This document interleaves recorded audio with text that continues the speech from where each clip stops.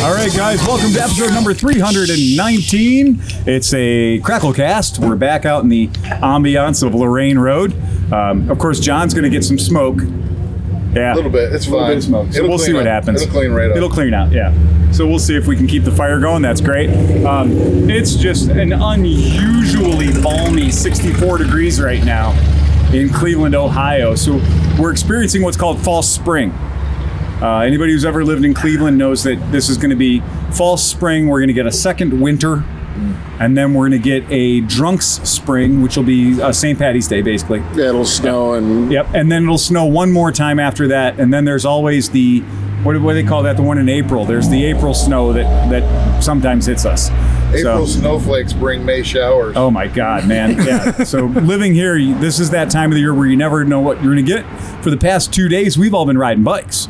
April sucks in Cleveland. It really does suck. It can be pretty bad. So they'll give you this early March, wow, this awesomeness where you'll be like, look, it's 60 degrees every day for like 2 or 3 days, and then it'll remind you the way it works. There's the whole soggy season we still have to go through. Yes, we do. Yeah. My wife was like, oh, should we rake up all the leaves? Because we don't rake our leaves in the autumn. We just let them down so the animals and stuff and the grubs, like all the animals can live in there. So we don't pull our leaves up. We let them get good and destroyed. And then we take them up in the springtime. So You just run them over with the mower. that's exactly right. In Speculator, there's 3 seasons. There's winter, summer, and mud. Oh, They call it mud season. Mud and season. everybody leaves during mud season because there's really nothing to do. There's you no can't reason to ski, hang around. You can't ride. Yeah. You can't go on the lake. It's just mud. It's just miserable. So we're going to turn into a Smokey Joe cast here shortly. When you see this, you're going to think we're on the beaches of Normandy in the video in the camera shot. It's going to be like, oh yeah, and then the guns fired up in Anzio and really gave us a kicking. The 88s tore us apart. They tore us apart. So tonight we had a special gift for everyone, and we're going to do something we haven't done in a really long time. To my left is Nick Divitto. And Nick, what did you ride today? I just didn't feel like riding today. I drove. Did you really not feel like riding? I was going to, but then I decided it might get chilly later. His chain decided to split on him, and he had to walk home 1.3 miles. So we know you're getting for Christmas. Can of chain loop. So is this on the Bandit? Yep, on the Bandit. Okay. And so the Bandit lost the chain today. Yeah. The Bandit that just got posted for sale.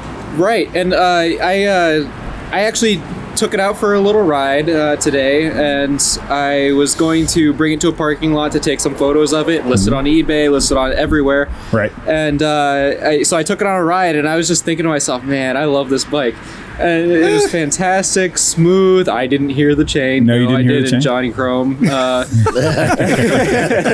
So I mean, you couldn't hear it clinking and squeaking and everything? No, I couldn't. I brought it to a parking lot, took some photos of it, and then I got back onto it, and I did a fairly aggressive get going. Right. And it just went pop, pop. So luckily I was in a parking lot. Yeah. I wasn't too far from home. It was a imperceivable slight uphill the entire way. But, Imperceivable. but it is what it is. It was only uphill if you were pushing a bike. Well, if you're selling the Bandit... You know, it's funny, Nick. You texted that photo like 5 minutes after I got done lubing the chain on the bike I'm riding tonight. And, you know, in all fairness, I did it once last year, too. Yeah. Well, you know, the thing is the chain that's on the Bandit right now, it was an O-ring chain, and I'm not a huge fan of O-ring chains just because I don't trust that lube actually gets into there, and because I do lube my chain on occasion, not as much as I should, but it was pretty apparent from the picture that you sent us that lube had not got into your chain. I mean, it was actually a little bit rusty and everything. That's right. That link that popped. Mm-hmm. So, well, if you're selling the Bandit, what are you going to ride with us next year? I should say the Super Hawk. And that's good to go. Well, it will be. He's only got one to ride. Good to go until it isn't. All the energy goes into that. I'm thinning the herd right now, and there are a few bikes that I just can't get rid of. And I do love the Bandit, but it's one of the few bikes that I have that I can get rid of. Yeah. Does anybody here like to do the multi-viscosity treatment on their chains? Like, I like a good chain lube or a chain wax, but I like to change it up with different stuff. Like, every once in a while, I'll just blast them with WD-40, so that, gets a deep penetration in there every once in a while. Well, that's what moves. It doesn't hang around for a long time, but it gets in there and loosens the chain Well, that's up. what I clean the chain with. You like to confuse your chain. Confuse the fuck right out of Right. it. It's like CrossFit. Right. It doesn't know which way it's going. I use Amsoil chain lube Of course you do. because I'm old. Because you're a man of a certain age. Amsoil is expensive, though. I was looking up, like, hey, maybe through Steve and through the plant account or something, I could get a 55-gallon drum of Amsoil. For the rest of your life. It's $2,000. Yep. Wow. It is. It's literally like $40 a gallon. You got it. But their chain lube, I'll say one thing though. I use their chain lube on belt filter press, Okay. which gets soaked. I mean, all those chains get washed down with water all day long. Yeah. And it actually keeps the chain lubed and it keeps it from rusting out. Yeah. So I always spray my chain with WD-40, then ride it a little bit, and then put the Amsoil chain lube on to keep it, to keep it lubed. Right. So I haven't had a problem, but I want to knock them yet. Yep. Wow. That was a solid 60 mile an hour. I was going to say that might even be a little hotter, but he did make the light. So, he did make all 3 lights. He's boogieing. Yeah. The plant is fully stocked with every kind of lube you could ever want. Hydraulic oil, every flavor of Amsoil, whatever. We only use mixtures, Amsoil tinctures. for every single gearbox. Yeah. We have 5-gallon pails of everything. Wow. And 55-gallon drum. You have 100 weight non-detergent in a 55-gallon drum up there. I'm like, what the heck is that for? I have no idea. Oh, well. It's bizarre. Honey. It's for the mud wrestling. Yeah. I was going to say it's for when you run out of That's olive not oil. mud. That's not mud. That ain't mud you're wrestling in. And like half the world's supply of Croil. Oh, yeah. Yeah, we have cases of Croil. Of all the Croil. Of all the Croils. Of all the Croils. We have the silly Croil.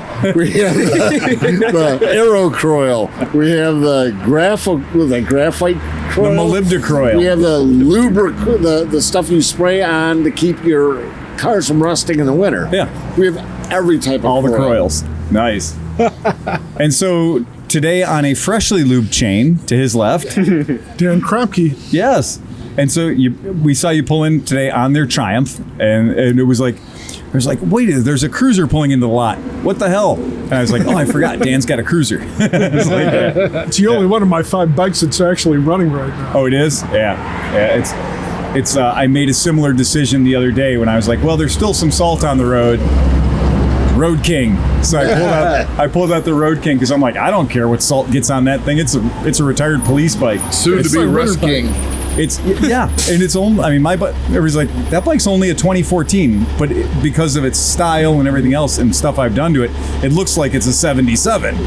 And so everybody's always like, well, what year is that? I'm like, it's a 14. And they're like, no, that's way older. I'm like, no, it's just beat up. Yeah, it just lived a hard life. Yeah. So that's cool. So you had a good ride up. Gorgeous. I mean, absolutely gorgeous weather. So perfect day. Absolutely. And to your left, Steve Hoffert, the grumpy sewer guy.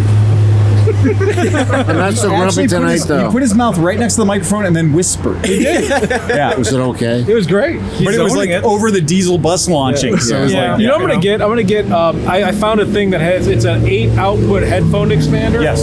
So that everybody can wear headphones, Right. and then they'll see how loud or soft I think so. they are. Yeah, that's a really good idea. A headphone octopus. Yeah. Yeah. An octopi. An I guess, right? octopi.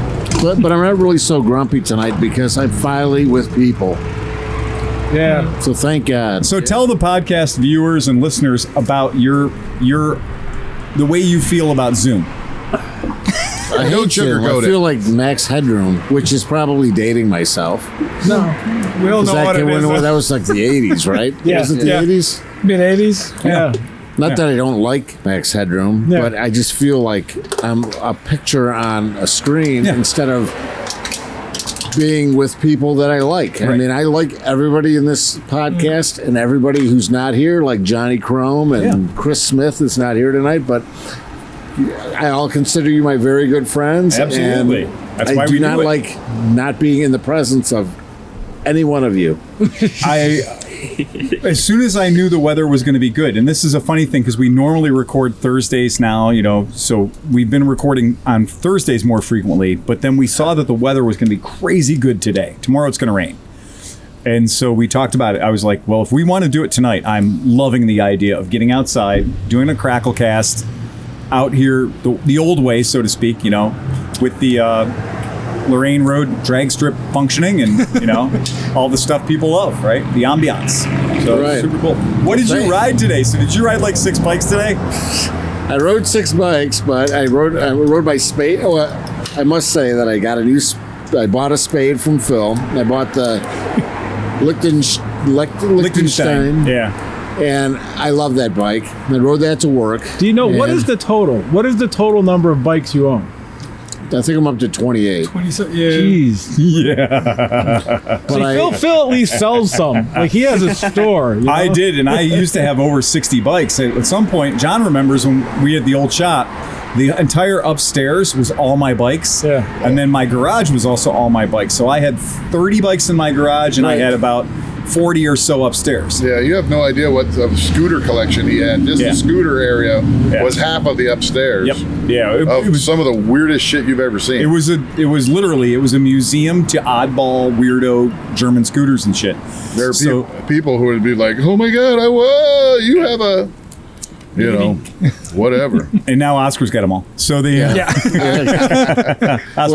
got the Fuji Rabbit or something? I got the Rabbit. You got the Contessa too, didn't you? No. Adam Biddle got the Contessa back. Yeah, right. So anyway, what did you ride today? Hello. So I rode my Zero home from work, and I had my Super Cub in my garage. So I rode my Super Cub to the podcast. Nice.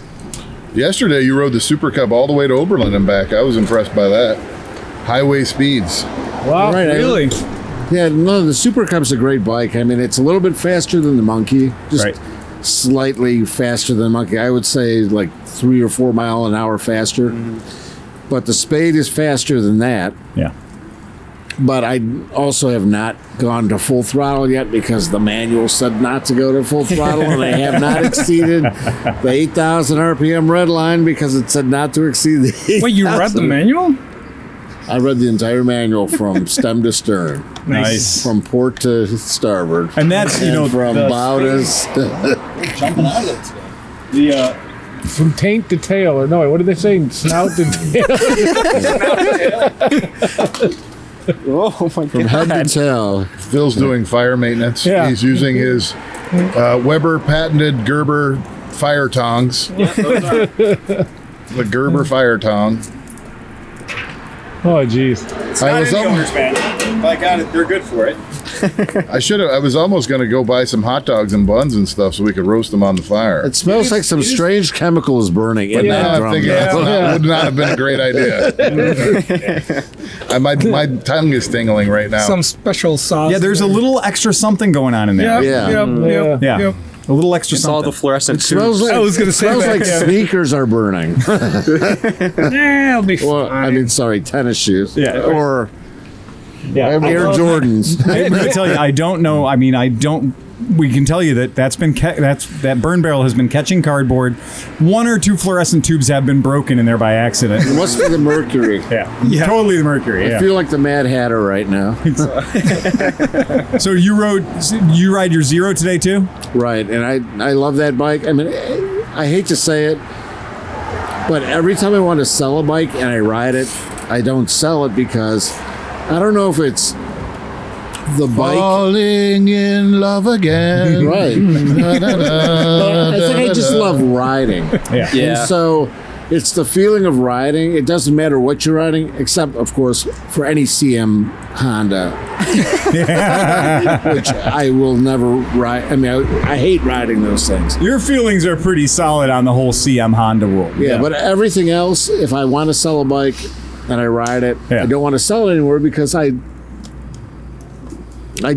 think the feeling of riding is what I enjoy about riding. I mean, it doesn't matter what I'm riding. I could ride a 50cc bike or a 1200cc bike. It doesn't really make any difference. It's just riding is riding. Yeah. Although the Spade is so much fun to ride. I'd like to race the 135 against the Spade. My only goal is to beat don't you Hughes, think that dude. hasn't been talked about? I just spent $300 to put mods on my Spade. Already? Already. But he hasn't broken in yet. Where did you get them? Where? Who's selling them? Steady. Oh, Steady Garage. Okay, yeah. Yeah. And they are so responsive. Yeah, they're good. You order them, they send you your stuff immediately. I mean, that's a good place. If you have a small displacement bike, Yeah. I highly recommend the way they treat you. That's where I got my downpipe, the thing from. Oh, really? Yeah, the cat eraser Yeah. and all that from Steady Garage. They're good dudes. Yeah, they're excellent. Into the Super Cup. Yeah. and Nick's Veloster. Because right now the Spade's really quiet. I mean, you fire it up and it's on par with the Super Cup. Yeah, I have a Yoshi for it, but I think I'm gonna have to throw. I think I'm gonna have to mill. It's got a triangular flange. Yes, it does. Yep. Where the muffler cat bolts onto it. Yep. So I think I'm gonna machine my own flange and make an adapter for the Yosh. Right. And then because I don't want to cut it off. No. Like they recommend, they say cut it off and then slip it on. Right. Well, I'm not going to do that because I want to be able to go back to stock. Yeah. So, Oh, okay. So I think I'm going to just machine my own part, like my own inner, and I want to put a power valve in it. Get out of here. No, seriously. Really? I want to put a power valve in it because I think that would increase my low end torque. Right. Keep your back pressure for the low end. Right. And then have relieve the just back dump pressure. it and Yeah. leave it open for the high end so I could beat Right. Steve. And it's 135 because that's my only goal is to beat Steve on its 135. I will tell you a it's little on. secret about the. I'll tell you a little secret about the wool. The Spade. The Spade, very much like the TNT 135, loves all the RPMs. Oh yeah. So that bike lives for 10,000. Oh yeah. That's just where it wants to be. And it's so funny when you're like, okay, well, I'm not going to take it over 8,000 RPM. But I'm like, yeah, that's just red paint. Yep. That's all that is red paint on the speedometer, on the tack. Because that bike, every single Spade I've ever had through here, God, they're so happy at 10,000. Yep. Yeah, Well, they they're said just, the Striker, which has the same engine, yeah. revs to Redline's 12,000. Yeah, I don't doubt that at all. So Yeah. the 10,000 is really the Redline is 10,000. But I mean, I don't know. It tells me not to. 10,000 is just where they ran out of numbers. But Right. So is it safe to say there's no rev limiter? No, there is. There I is. think There's it for sure bumps a into the rev rev limiter, yeah. limiter at 10,000. yeah. Oh yeah. Yeah. But like I said, the Striker goes to 12,000. Get a CDI, so it's get a CDI out of Right. the Striker. Yeah. Yeah. Or Bob Drum. grind the corner off the Whichever rate. I wonder which corner it is. Steve, did you see the Honda released on Monday or Saturday or something? The specs on the Grom, and they have the whole video in the new Grom. The race Grom. Yeah. The And off-road use only. Is that what it? No. I'm saying the normal. Oh, the normal Grom. The normal new one. Because they are making a race Grom. Right. But yeah. this one it's the new one. Supposedly they made the motor square, so the stroke and the thing is the same. Yeah. And it's got 20% more power. It's got a fifth gear, and it says it can go about 75 miles an hour now. Damn. I doubt it. Damn. I don't believe it. We'll see. There'll be enough of them running around. Yeah. You know, Yeah. I listened to the Internet Fantasy Machine. Yeah. And everybody's like, oh, I do 75 on Yes. my whatever. I do 72 and whatever. There's no fucking way. Well, I do 65 on my stock Vespa Grande, so You do? Stock. 65 kilometers. yeah. All I did was mill the head a little bit. Yeah. No, but I'm pedals just saying, really it's like- fucking it's like fast. a running joke. an It's like- avgas. That's what makes it. Well, it depends though, because some of those kids that are saying that are 114 pounds wet. Well, So they I can. guess that's true too, and I weigh 250, so I saw a YouTube video of a guy on a Spade doing 75 mile an hour. Yeah. I don't know what your problem is, but Is it the Dodge? There was a There's Dodge my rider. fat there. ass. That's my Yeah. problem. I mean, seriously. Yeah. keep up with the keto. I'll tell you this right now: both my I like bike and your potatoes. Spade, when they saw us buying them, they were like, "Fuck." No, not that fat ass. Don't get on me. I wish Nick in his soft, Oh no. pearly white skin was riding me instead. I call it alabaster skin. Yeah. Watch last episode for that reference right there. All right. I love you, Nick. You know that. I mean, Motorcycle. I think it's nothing serious. Nothing. And to his left, Johnny Mac. What did you ride tonight? I actually started up my Super Hawk, and it's kind of like buried. There's stuff there, and I would have had to air up the tires. And I'm like, I want to bring my chair. I want to bring my beer. Yeah, a lot of excuses. It did start. It ran today. You want me to bring you my wheelchair next week so you can ride that here? I wrote something else very interesting when I got here, but I think we'll leave that for a little bit We'll later. talk about that. yeah, We'll talk about that in a second. So we'll get to that. Yeah, so that's cool. to his left. To his left, Oscar, Oscar drove the Toyota today. I drove my Have Toyota. you ridden any two-wheeled bikes since Christmas? Other than tonight. No, I don't. Yeah, nope, not even the Or lawnmower. the build-off. Oh, the build-off, yeah. Right. Oh yeah, you're right. You're right. Yep, that's pretty much it. I do have something that I have to do on the All-Stay. Last time that I rode it, I might have like leaned and scraped something, and and I don't know. It's leaking a little bit of oil, so it's either the probably the gear Selector box. selector probably. box. It got loose and some oil's dripping out of there. Yeah, just just normal. disturbed one of those, 100-year-old seals. Yeah. Yeah. Probably. So, I nothing lost major. the clutch cable on my scooter. Oh, you did? Ooh. Like, what the hell? Just- I just don't even ride it. Right. So I'm like, started it up. I was going to ride it up and down the street. And Yeah.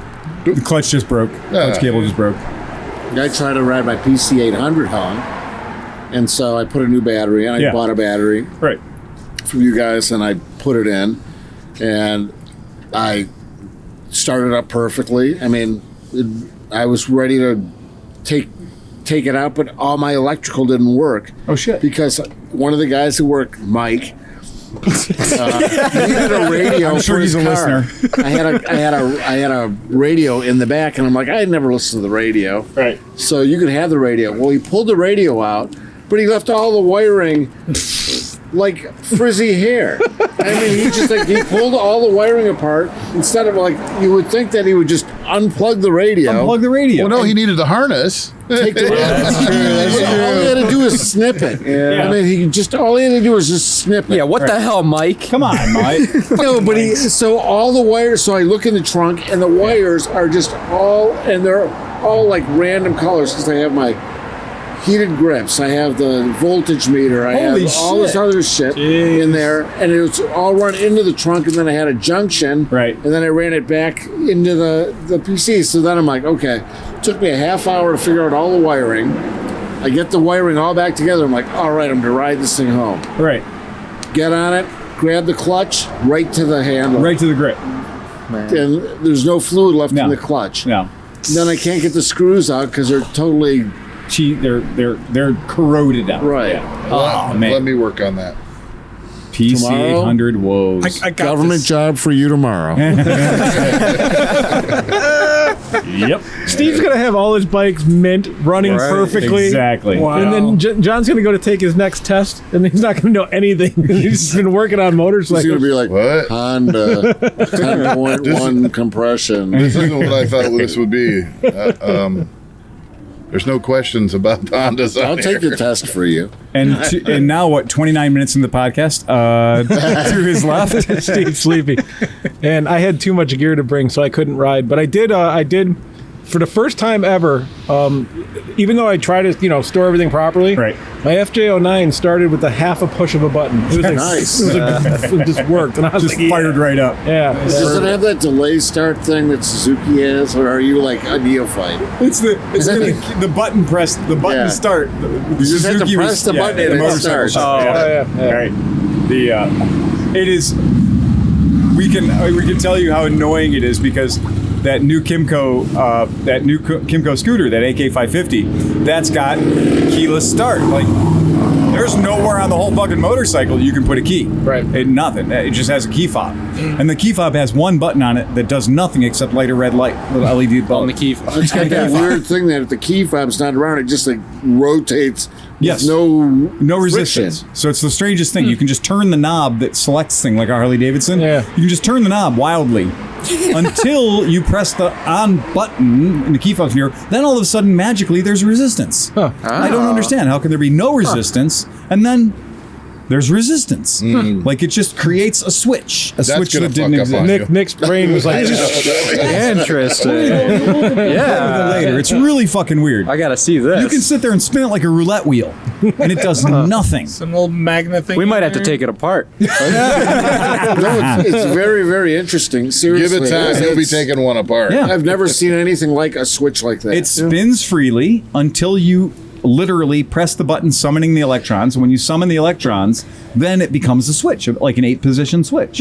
So So it spins freely and then it goes knock, knock, knock Yes. when you turn it on. yes. it's got to be like an electromagnetic thing or Probably, something, yeah. right? Like, I would imagine. I'm going to appendix, guess some sort of little- $397 to fix it if it breaks. Yes. Yeah. Whereas a key switch never breaks Yeah, ever, right, and yeah. it's free, The essentially. repair for that is they send you a retrofit, which is a John Deere lawn tractor ignition. That you pull Yes. that one out and put that in. They No, actually it's a send knife you switch. a 6-pole Vespa P200 one of the old ones that had like all the unnecessary switch positions in it. Yeah. Okay. You're like, oh, parking lights and darker parking lights. Yeah, right. So yeah, that's probably what they do. And so you get to ride your FZ09? just for a second the other day, Yeah. and then I've been I'm working on some Harley tins right now, so I saw that. Yeah. So I got them filled and sanded and all that kind of stuff. So that kind of took my time, and that was it. Very I really wanted to ride today, but it didn't happen, man, because too much Skulls? stuff. Are you putting skulls on them? Oh, definitely, yeah. And flames? No, I'm debating between like a nice, clean but interesting '70s kind of style look to it, or just a really clean kind of modern, but nothing crazy. How about a dick with a skull for a head? That's a good idea. Right. Yeah. I always like the black with the red, white, and blue, like AMF era Yeah. logo Yep. on there. That's Yeah. Sure. Very cool. Yeah, and you get like in the Tasteful. early '70s too. They had all the atomic paint jobs, so they were like very space age. Yeah. That's cool. I think that's going to come around again. Yeah, I think so yeah. too. No, it's going to be 1987 shit. I hate to tell you, like all that stuff, like Oscar's tracksuit, is all going to come back. yeah. Looks like a Dixie cup. Yeah. Yeah, that's it. Well, that's what's going to come around. The 2020 DR650 2022 is going to be purple, green, and thing again. It'll exactly It'll really be bold Barbie new bikes are colors. coming the back. Barbie bikes are coming back. All the boy. Barbie bikes are coming back. Forget about it. They're going to have a new Interceptor 250. Except now it'll be a 300, and it'll be Are fuel they going to injected. keep the internal? It'll have the inboard disc brake. Yeah, yeah. Don't even show water to it. Yeah. If you show water to it, it just stops working. You can't ride past a puddle. Nothing. Hydrolocks. Those things are junk. Yeah. a VFR 125. Yes. Yes. God, man, I had a couple of those, and it was like, oh, that inboard disc is pretty clever. It seems like a decent idea. Lambretta gave up on that. Like Lambretta quit doing that.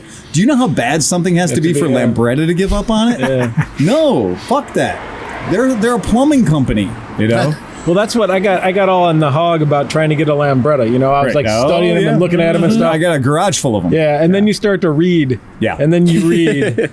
And it's like, if you ride the thing 3 days a year, you're doing good. That's pretty much what I ride. My very first interaction with Phil was calling him, being like, "Hey, I'd like to buy a vintage scooter, like a Vespa or a Lambretta," and Phil's just straight up, "You can't handle a Lambretta."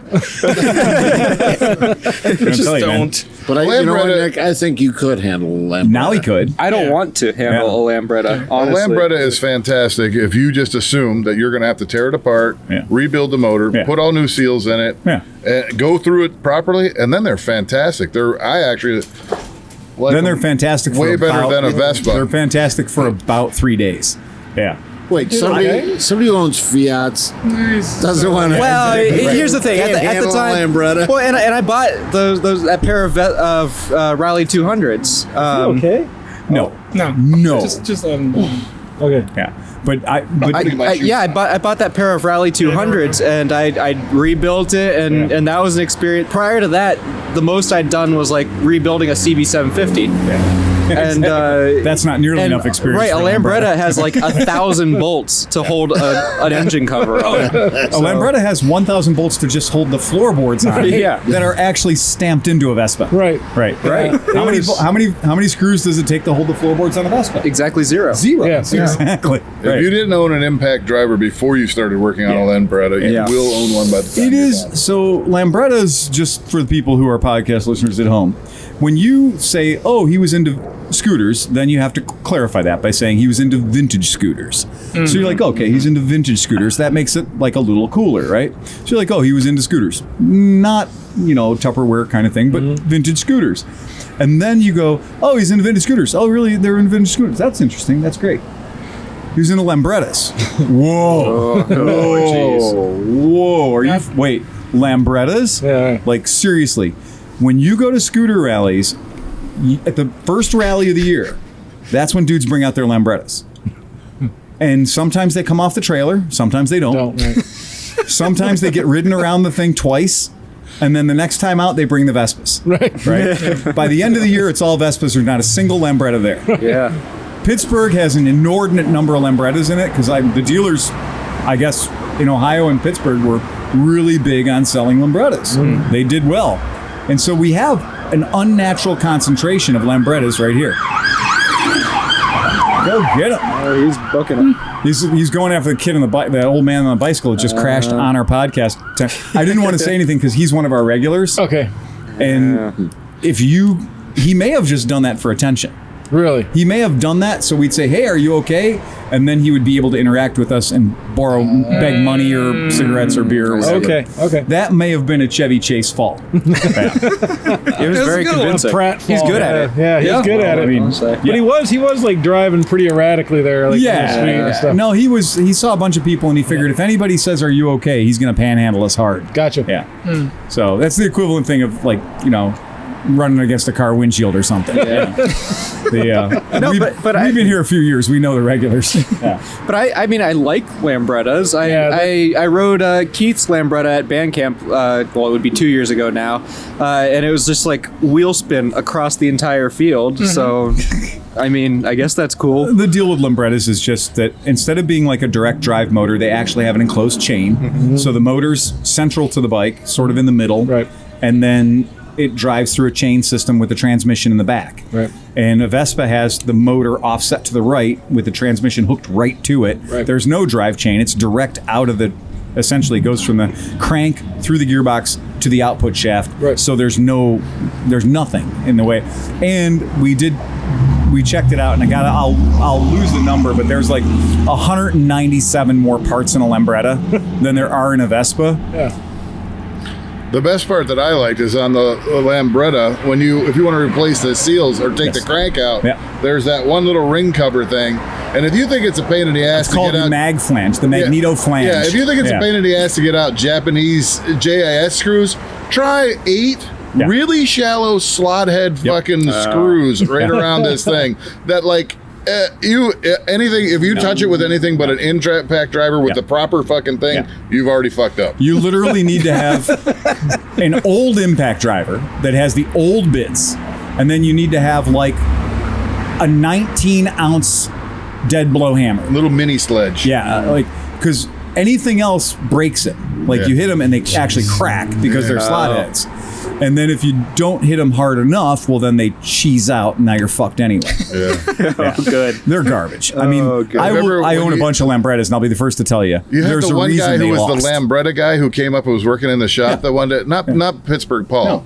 That other guy, and I forget his name. He was over there. I was working, and he was working, and he got to those. He's like, holy shit, motherfucker. And he's having a fit and everything about those and everything. And I saw him what he was doing. Yep.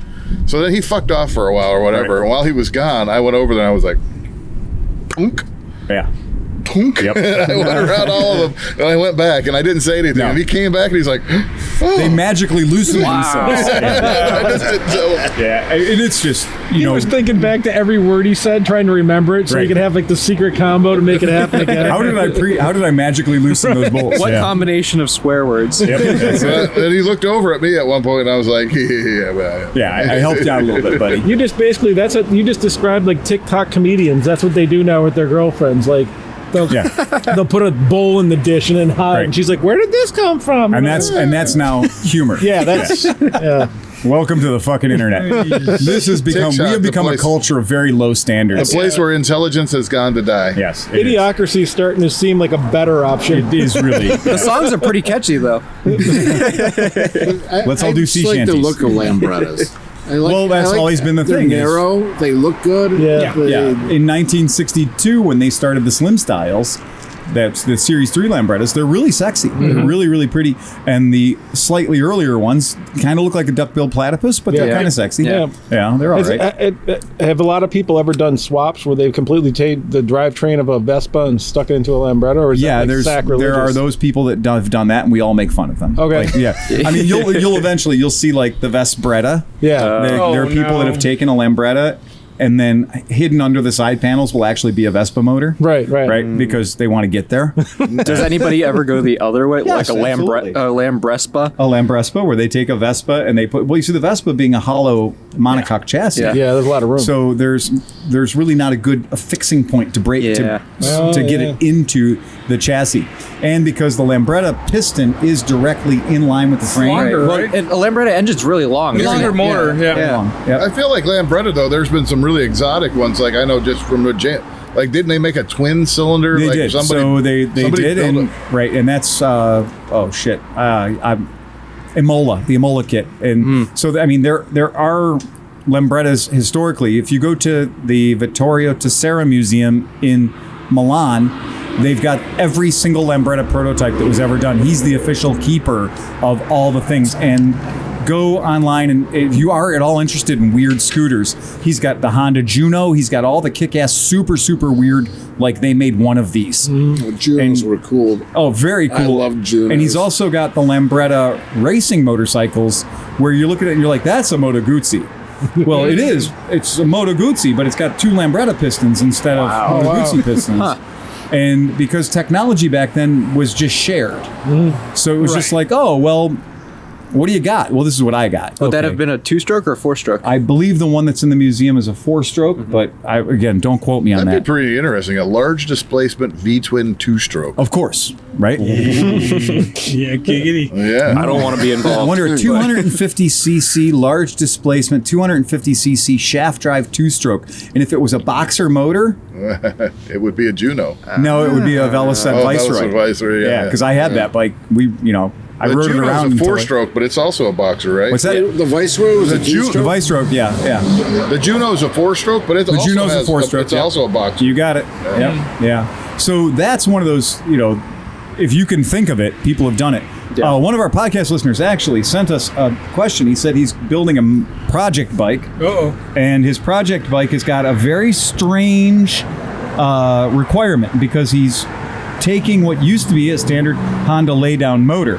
And this is a very kind of an interesting project when you think about it, but he needs a little bit of tech support. So this is from John Carden. He's like, question for the Clevelandmoto podcast crew. A friend and I are working on a ridiculous engine swap idea on a Honda CT70 clone. These are Chinese bikes that look like Honda CT70s. And I'm hunting for a modern horizontal two-stroke engine. I've only ever found vertical two-stroke engines or vintage, rare engines. Does anyone know of an engine like I'm looking for? Is there a very short cylinder height two-stroke engine? So The coolest engine that I think you could put in there if you want a horizontal two-stroke. Yep. Would be out of the Suzuki Stinger, Stinger. which was a twin cylinder, Yep. two-stroke, Yep. but only I think 100 cc's or Yes, it something like was. that. Yeah. But a really rad bike. But it wouldn't make any sense to take that motor out of one unless you just found the motor. Or you would have to just find the because motor, the Suzuki Stinger is a super cool bike. Yeah. And believe me, I was looking for a Stinger engine to put into the Trailhopper, Yeah. and I could not find one. No, I'm sure you can't. And it's such a cool motor, but it's But not that's still dead vintage, and flat that's not horizontal. really- It's a slight uphill, but it is definitely a flat Right. motor for sure. For the Trailhopper, I did end up with the RV90, which was the largest of the Suzuki horizontal singles, I think. That's It was right. a two-stroke. Yeah. I mean, you could use like some type of moped engine with a With a kit. Well, kit, Jesus right? Christ, guys, they got Piranhas now. They've got No, but he wants a two-stroke. Right, So, yeah. I mean, Yeah. your choice would be a your moped. dreams. Yeah. Embrace the dark side. Buy what do they have those things now? 400 cc's practically. Yeah, pretty that- much. Oh, I'm lying, seriously. but they But do your bike have goes like this when it. they What do a have Harley Davidson Sprint motor in it. Harley Davidson Sprint motor. There's a good idea. Yeah. 350 Sprint. Yeah. You may have to give up on the two-stroke thing, but what I was wondering is get into the world of snowmobiles and go-karts. Yeah. Because you get into the world of snowmobiles and go-karts, there's shit tons of crazy motors. But then you go right to a CVT drive and all that shit. There's no Right. unit construction that has a tranny built into it or Right. anything. Yeah. And 4 strokes. But is a CVT really such a bad choice for something like that? It's been working in snowmobiles since Christ was a Right. private. And right. That's what I'm saying. it's a fairly compact I mean, thing. you could very Yeah. easily do a CVT in yeah. there. Yeah, I mean, That's not going to look right. no, it ain't I'm gonna saying look right look at all. right, It's but gonna look it's- weird as fuck, but it'll be funny. That's a really bad idea. I don't know who came up with that. This is a terrible idea. So tonight, for fun, I brought out a new bike we have at the shop, and it's literally a new bike we have at the shop. It's spelled NIU. So How do you say that? Well, James insists on murdering the name. So You. James insists on calling that a Nui. So that's wrong. He keeps putting the NUI, and I'm like, Dyslexic? Yep. I don't know. He might be. But yeah, it's a neat NIU and NIU, and Let's that's just call it a new. it's a new, right? That's exactly it. And it's a Chinese, obviously, no shit. It is a Chinese electric scooter, and they're distributed in the U.S. by Genuine Scooter Company, Chicago. You know. How do they And- say it? What's that? How do they say it? They say new. Okay. They just like a very slight emphasis on the U. Yeah. Like no news is good news with Gary Canoe. Yeah. New. You Not a barely yet? you barely knew about it. We got I the was gonna nights that say knit. Right. Exactly. Hey, do you have any new scooters? Yeah, we have new ones over here and used ones over there. No.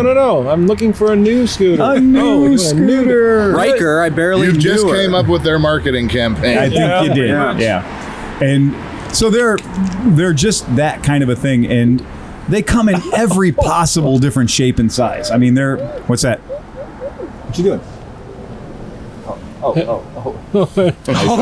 I see. Yep, it's We have springtime again. We have a walker. Yes. Yes. It's springtime. We have a dog walker. Yeah. Wow. Thank God for painted on pants. The Maybe the '80s thing coming back's not so bad with all the spandex and everything. so this thing supposedly has a range of 40 to 50 miles. They actually, what's funny is it says for the performance, it says it's 4th generation lithium battery technology. Apparently, I missed the first 3 generations of lithium battery technology. So I guess it's 4th generation now. If you tell me it is, I have to believe you. I guess my Milwaukee is all powered by 3rd or earlier generation. You might as well throw 'em out. Yeah. Right. They still work. And then they say it has a 59 to 87 mile range, not the way we've been riding it. And they say it has a 43 mile per hour top speed, which Nick, I achieved 44 on flat ground. and he is our lightest test subject. But I think I hit achieved 44 too. I would have got it would have gone faster if I had more space, and I'm sure it would have gone faster for you too. The thing with this thing is it has a hit at the beginning, Yeah. and then it really shallows out for the rest of the way up. Yeah, they kind of did it wrong. Like if you were a new scooter rider, Yeah. when I first hit it, it kind of startled me. I Yeah. was like, damn, okay, it was kicking you a little bit, But that's what you're paying for, electric, man. With the electric, you want to crack it and be like, oh. Yeah. But then all of a sudden it's like, Well, I'm not saying it could do Zeros that. are opposite though. They come in smooth. And Yeah. That's what I'm saying. They need a little expo. They got to dial I think a I would little prefer expo. that. Yeah, actually. me too. Yeah. It's a good. Well, when you think of it though, in terms of like stoplight to stoplight, they're giving, if it's going to be a commuter and you're going to be in traffic In city, and you want to keep with the pace of the traffic, it gives you you take off right with all the traffic and you don't lag behind. Yep. So Oscar came up with, what did you figure out about the throttle? Because it is not normal. Yeah, so it kind of makes sense that it's giving you the power in the front end, even though it's a small scooter, but it does give you the power for maneuvering and getting out of the way. But it does plateau after the fact to just kind of just easing you into the But if you blip powertrain. you remember we were talking about, like, if you let off of it, you know, like you take it up to speed and then you back off a little bit. Yep. But when you give it another jolt, it like seems it's like you it gives you that, so you could, like, if you Keep needed ramping up, if you needed to, like, get away from something, it'll do that. Right. But then it plateaus, and then, like, from 30 up to whatever it goes up to, though, you just hold it wide open and you have to wait. But it's still a small battery. They're not going to let you just power through the whole thing and run out of the battery in. Well, and also it could be a matter of maximum current draw that they're limiting that. But I do think it's that we'll call it a deadband is artificial. Definitely intelligence involved. Yes, True. Yes. Because I thought it was because he didn't want people to be running into the back of other cars. You know, you get on it. No, like you get on it, it takes off, and if you held it pinned, you pretty quickly, if it was giving you everything it had, you'd be like, whoa, you'd be hitting it. And you look at the difference. I mean, John is 2 nicks, right? I mean, give or take. Close. And pretty much the fact that it got away, like you took off with a certain degree of authority. You know? Yeah, I mean, we know that the battery is capable and the motor is capable. Right. It's just the fact of just adjusting it slightly just for the battery to last longer. Yeah, and also I think it has to do with the fact that a brushless DC electric motor, if you give it a certain voltage, it will spin, the maximum RPM it will spin at is set. Right. So I think as it, you know, if they give you all the torque that you have, you'll hit that speed and sort of hit a wall. And I think that would be more startling than it slowly ramping up to that point. Yeah, do you know how many watts it is? It is. So it's a 60-volt system. It's 26 amp hours in that motor. Okay, and they're calling it 3,500 watts.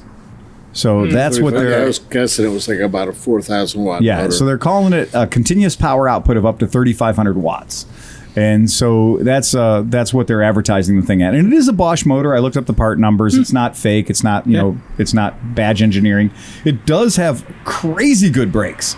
For being a single rotor on the front of that thing, the brakes are a little fucking surprising. And honestly, that's how I ride a motorcycle. It's like I don't use a lot of engine. I use a lot of brakes. Yep. And to me, that's fun. I never use my brakes. Wow. You also get like 1,000 miles per gallon maximum on range. anything you ride. Both batteries are removable. There's a battery under your feet and there's a battery under your butt, which takes up your storage area. But each battery is, you know, toaster sized. And the idea is they also do sell. These are 26 amp hour batteries, but they do also sell an optional 35 amp hour battery, which will give you an 87 mile range at maximum speed of 43 miles per hour. What? I know. Geez. So that's not what you're going to get when you buy the normal one. That's like, you know, pro gamer shit, but that's available. It's How much do the batteries weigh? 24.3 pounds. Okay. Is what they're claiming. Now, I don't know if that's per battery. Is that full or empty? That's it's wet weight versus its dry weight.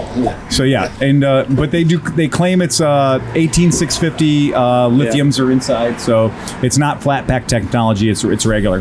So but I anyway, wonder if it's time. I was thinking with this acceleration. Yeah. You wonder if it's timing out, like. The controllers can give you over amperage and over amperage for a certain number of seconds. Yeah, and then it has to back down because it can't give you that much wattage without burning the motor out. There's a way to test that. If you're riding along at a constant speed, if you just hammer it, does it still give you that sluggish acceleration? That's what we were talking about. You know, like if you go up the speed and then it kind of runs out. Yeah. And then you back off the throttle. When you give it the throttle again, it seems like trying to go a little bit. Sawtooth the whole thing, Yeah, so you what I'm saying is exactly. it's like resetting that like the spike, so Right. it will give you like that little extra at the beginning. It's like in a video game where you double press the thing and it lets you sprint for a couple seconds. Yeah. Right. It's funny because it comes in the kit. It comes with a charger, and the charger's not on board. The charger goes with you or whatever. So the charger doesn't fit anywhere in the bike. Like unless you are running a 1-battery system, you'd have space for the charger. The charger's not terribly big, but it also comes with a dual dongle, so you can charge both batteries at the same time on the same outlet, which is kind of nice. If you want to take the batteries in your house and charge them, or you didn't want to leave like $2,000 worth of batteries in your bike, you could do that too. That's kind of fun. But anyway, I found the turn signal tone to be satisfying. Yeah. beep boop, beep boop, beep boop. Yeah, and which is the same tone the alarm makes. Beep boop, beep boop. I like that that's the only noise the bike makes. It only makes one noise. Really cool halo LED headlight Yeah, and it everything. makes no noise when it's running at all. It's really nice. Yeah, And it it's seemed very- larger than what I saw a picture of it. Yeah. And then it seems like more. Oh, it's full- American adult sized. Yeah. Like it is proper.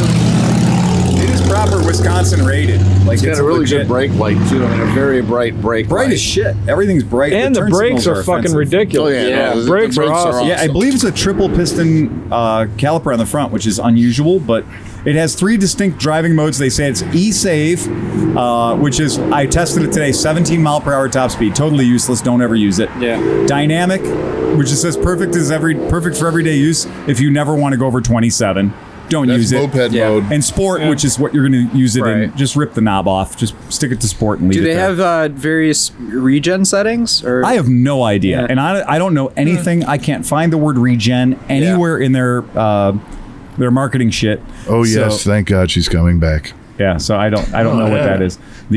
But anyway, it's got all kinds of cool things in It it. did have one of those small little details that me liking like vintage scooters and dumb stuff. It was really nice to see that it auto shuts off the turn signals, and Yes. it's one of those stupid Yeah. features that you're Yeah. miles and It miles does. with your turn It signals automatically, on. yeah. That was one of those things where I was exiting a corner and it shut off, and I was like, did it just shut off? Exactly. Yeah. And it It answered was just your email. super Right. nice Yeah, and it bouncy. It's answered connected your to email. Wi-Fi. Exactly. It literally did all the things for you. Yeah, that's a shelf. There's a Yeah, shelf that's involved. That's at least I call that a badunkadunk. She's only been in the neighborhood. Like I think she moved in last spring. We started seeing her around, and she's we friendly and chat and stuff all the time. But her butt has Cataloged gotten, her. her butt has gotten definitely. She's doing some special exercises. Yeah. yeah. Or maybe she's pumping in that, the glycol, glycerol or whatever. Really? Actual Anti-freeze. silicone Oh, cock. yeah. Oh, Jesus Christ. All right, motorcycles. Back to motorcycles. I really liked it. I think, to me, it felt like what a scooter should feel like. Yeah, it really does. did. It's definitely a city bike for sure. Yeah. and It it's didn't fun. feel like what a scooter should feel like to me because I'm used to noise and smoke and Well, stupid, yeah. and like feeling like it's kind of off balance and like That's true, too. It actually felt way too good and extremely. It's completely even the Zero makes a little belt whine that makes Yeah, almost nothing. no Nothing. noise Nothing. at Because all. it's a hub motor. As not soon a- as I there's rode no it- final There's drive. no belt to Yeah. whine. As soon as I wrote it, I thought my wife's probably going to want this over her Metropolitan. Oh, God. in Yeah, 5 totally. seconds. Fuck yeah. To go 5 mile Over commute. a Metropolitan, I would take that probably. Oh, yeah. Yeah. Every day. It's got some cool stuff in the app. It's got like a self-diagnostic mode where it goes and checks all the systems for you and stuff. Does the screen change color? In the daytime, it is. So in the daytime, the left part of the screen is Yeah. green colored, and the right side of the screen is Because blue I colored. sort of noticed that on the ride, Yeah. and I was like, is this broken? Like, what's No, going on? no, here? that's what it does. Yeah. But it doesn't have anything in the app to make it all changey. There is a vehicle locator thing that talks about. It does say energy recovery system converts the braking energy into battery power. So Oscar's right; it Front and absolutely rear, does yeah. regenerate. Yep.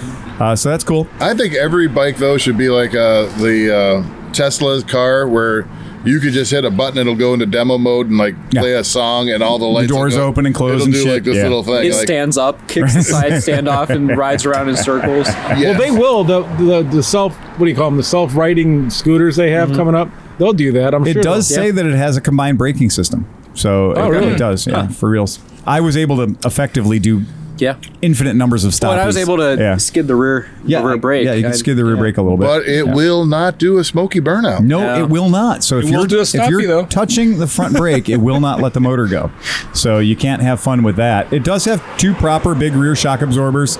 John was able to ride it with no Yeah. bottoming out. Whatever. It's totally We'll try the 2-up after the I wonder. We'll try 2-up later on. Do you think the 2-up. shocks are just springs though? Because I didn't really feel a lot of dampening. Don't know. It was Yeah, just exactly. kind of bouncing. It was just kind of bouncing along Yeah, there. yeah. So anyway, that. I thought it was funny. It will wade in water up to 9 inches deep, according to its marketing. Yeah. So What there you go. happens in 10 9 inch inches deep of water, which is perfect for Nick. That's amazing. Wait, let me set up this GoPro. What happens in 10 inches of water, though? You eat shit like Nick. That's it. Then you go pick your bike up as it's laying on its side. The good news is it won't flood out. Nick, we're going to miss you. You are not moving to North No. Carolina. Here's the thing, though. It's not metal, though, so it won't make that awful scraping noise on the pavement. it won't. No, it'll just glide. As we Can you make a T-shirt that says "Eat shit like Nick"? Oh yes. What is interesting, I like this, is the minimum ground clearance, as we all found out today, is 7.1 inches. So in the GTS model, it's 7.1 inches. We all commented that the thing sits high. Yeah. It's got big, tall tires, and it does sit up real high. I don't like that the mud tray thing, because every time I lifted my foot up, it caught on the side of it. Yeah, that's. Yeah, I it mean, was a little clumsy getting your foot on the floorboard. the floor mat thing. The floor mat is going to blow away the first time somebody puts it in the back of a pickup truck. That thing's gone. It is so gone. I heard you can unsnap the rear quarter panels and use them for sleds. Why not?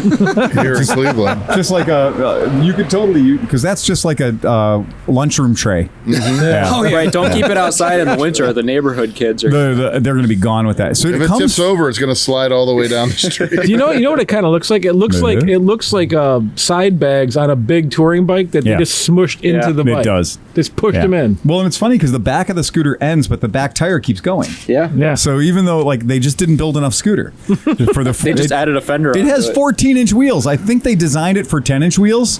And then they were like, oh shit, hub motors don't fit inside of 10-inch wheels. Or at least not this one. Very sturdy grab rails for the passenger, although I wish they would have sort of molded them all the way around the back into maybe something where you could have mounted a top box or something. Right, yeah. They probably have an accessory for that. Well, I thought, and Phil, I think you agreed that it looks like a C3. It does. It looks like a Yamaha C3. It looks like a taller Yamaha C3 for sure. So what does it weigh fully charged? Yes, fully charged. Or a Volvo 940. The vehicle weight, including batteries, is 249 pounds. Okay. Yeah. And so it's rated to carry 593 pounds gross. Wow. So what is 593 minus 249? Oh. 250 plus another 93. So that's like I'm overweight. That's like 340. Yeah, all right. 340, 350. You Yeah. know what? My wife and I rode my Super Cub down to Cleveland. There you go. Yeah, you'll be fine. I mean, sorry, my passport. Passport. Yeah. Oh, wow. Right. So anyway, so that's the That was overloaded by 200 the new pounds. NQI GTS. But it was not your wife. Sport. That's a lot of letters. It's all the letters. It's I a really like it. shit ton of letters. How much does it cost? $37.99. So it's one half, almost exactly one half the price of the Vespa Electrica. And as I can tell you, I've ridden a lot of Vespa Electrica, and that's all you'll need to ride because it only comes in two versions. It comes in a Vespa Electrica 30 mile per hour version Slow and slower. and one that's almost 40 miles per hour. But again, it's cost twice as much as that. Yeah. And it doesn't have the is, same range. is that a metal frame Vespa? Yeah, it's a Primavera. Okay. So it's a Primavera, but it has an electric motor in it. Those specs and, are weak, man. and it is Yeah. For the price, extraordinarily, overpriced and underdeveloped is the nicest way I can say it.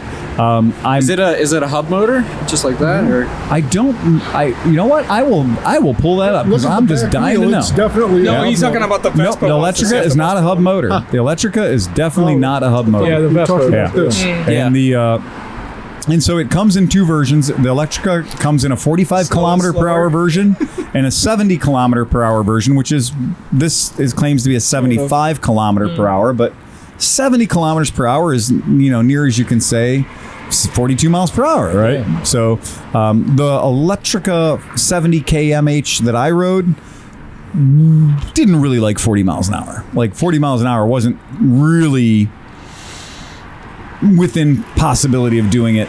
This really did get up and do it very nicely. The Electrica Vespa claims to be 3.6 kilowatt. for the motor, whereas this claims to be 3.5. The Electrica claims to be 4 kilowatts. In the Electrica claims to be 48 volts and claims to have an 86 amp hour thing. You know, all that's conjecture.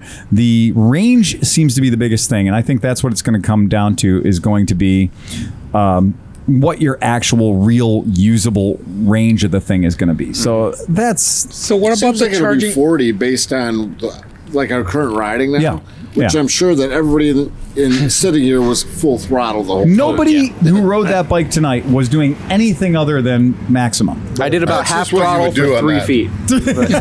feet. Just to figure it out. After that first bump, I was like, "Oh shit, this thing's got power." And Yeah. then- And I don't think any of us had it out of sport mode for any period of time. So, you know, that's So- kind of an interesting thing. Considering that we talked last week about how they're going to bring, like, all the companies are getting Right. down with the Yeah. rechangeable batteries. Is this not fitting the thing? You think they'd be able to retrofit something? Yeah, or- I'm sure. I mean, like, look, you're not going to want to because you already paid for those batteries. Right, Yeah. right. But yes, when the Go-Go-Row consortium decides that they're going to have a standardized battery, Right. you're going to have to buy a kit to re-sleeve this thing or give this to your kids. Re-sleeve. And, you know, it's like, give this to your kids and then go get the one that has the modern, you know, hot swappable batteries. A 40-mile range, though, would get any one of us to work, right? I mean, Absolutely. Yeah. Go to work, plug And it I'm in. By gonna- the time you come home, you're ready to go home, it's charged. not quite for me. And I'm but, going to take it over the course of the next week or so. I'm going to ride it home and see what I've got when I get home. And I'm going to ride it full chat. And then I'll ride it full chat coming back and we'll see what it does. What's you know? the charging time for? 4.5, 6 hours, depending, you know. It doesn't have any fast charging ability? No, it's plugged right into your level It's one. its own. Oh, it is a level one. It's level one. It just has its own little charging unit, brick, you know, yeah. very similar to the same charging units they use for light rigs.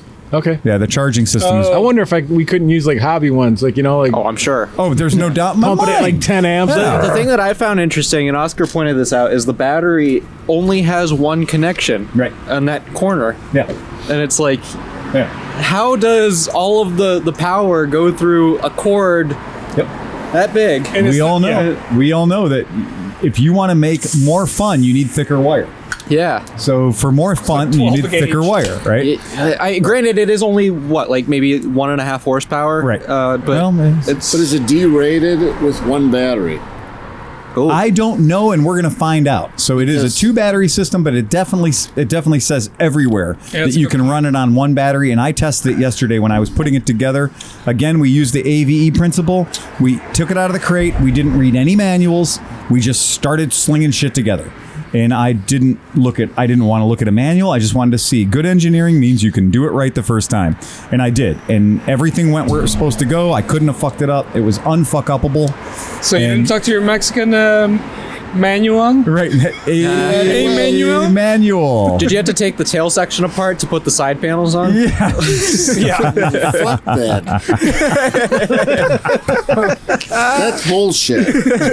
And for our podcast listeners, will be happy to know that today Sleepy came by before the podcast, and we recorded some fresh audio, and we are going to make a couple of versions. Or I say we, fuck that, I'm not doing shit. I did the hard part. I talked into the microphone. We have people but for Sleepy's that. going to do all the heavy lifting, and Sleepy's going to make our bike build-off, our Build-A-Bike Challenge, the BBC, where he's going to make the BBC into something that's, More MPRE? yes. Yeah, so you're going to be able to sink your teeth in and listen maybe 20 minutes and get a full thing. Or Right. I'm going to also upload the full, if you really want to sink 2 hours of your life Right. and watching us, Yeah. you'll be able to see that So, too. so are you going to do also the ASMR version of Phil? It's like, oh, this is the build up.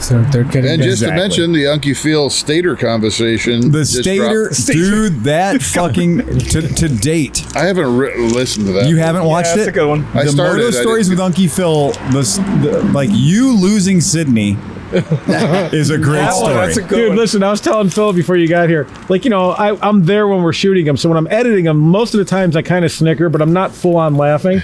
I editing it, I listened to it 42,000 times. Yes. And I just laughed every single time. It was just, when you say, and here's the rub, I fucking just, It's like Ricky Bobby. It is. What I like is there is this sense, because John is there and I'm there. There is this sense that we are actually doing a pretty good job visually. yeah. recreating the moment when I saw John roll back into my swap meet booth. Because, you know, at Vintage Days, you all have swap meets. Like, we have swap meets, and we got a big booth. We always have way too much real estate. And we got this whole thing set up with every different type of easy up and not so easy up and whatever. And these guys disappeared to go off on a, you know, exploration or whatever. And I was manning the fort, selling people magazines and spark plugs and oil and shit. The best I can do is drop off a cold drink every once in a while. Yes, exactly. So John sallies forth and fucks around, and then he comes back with a cold beverage, right?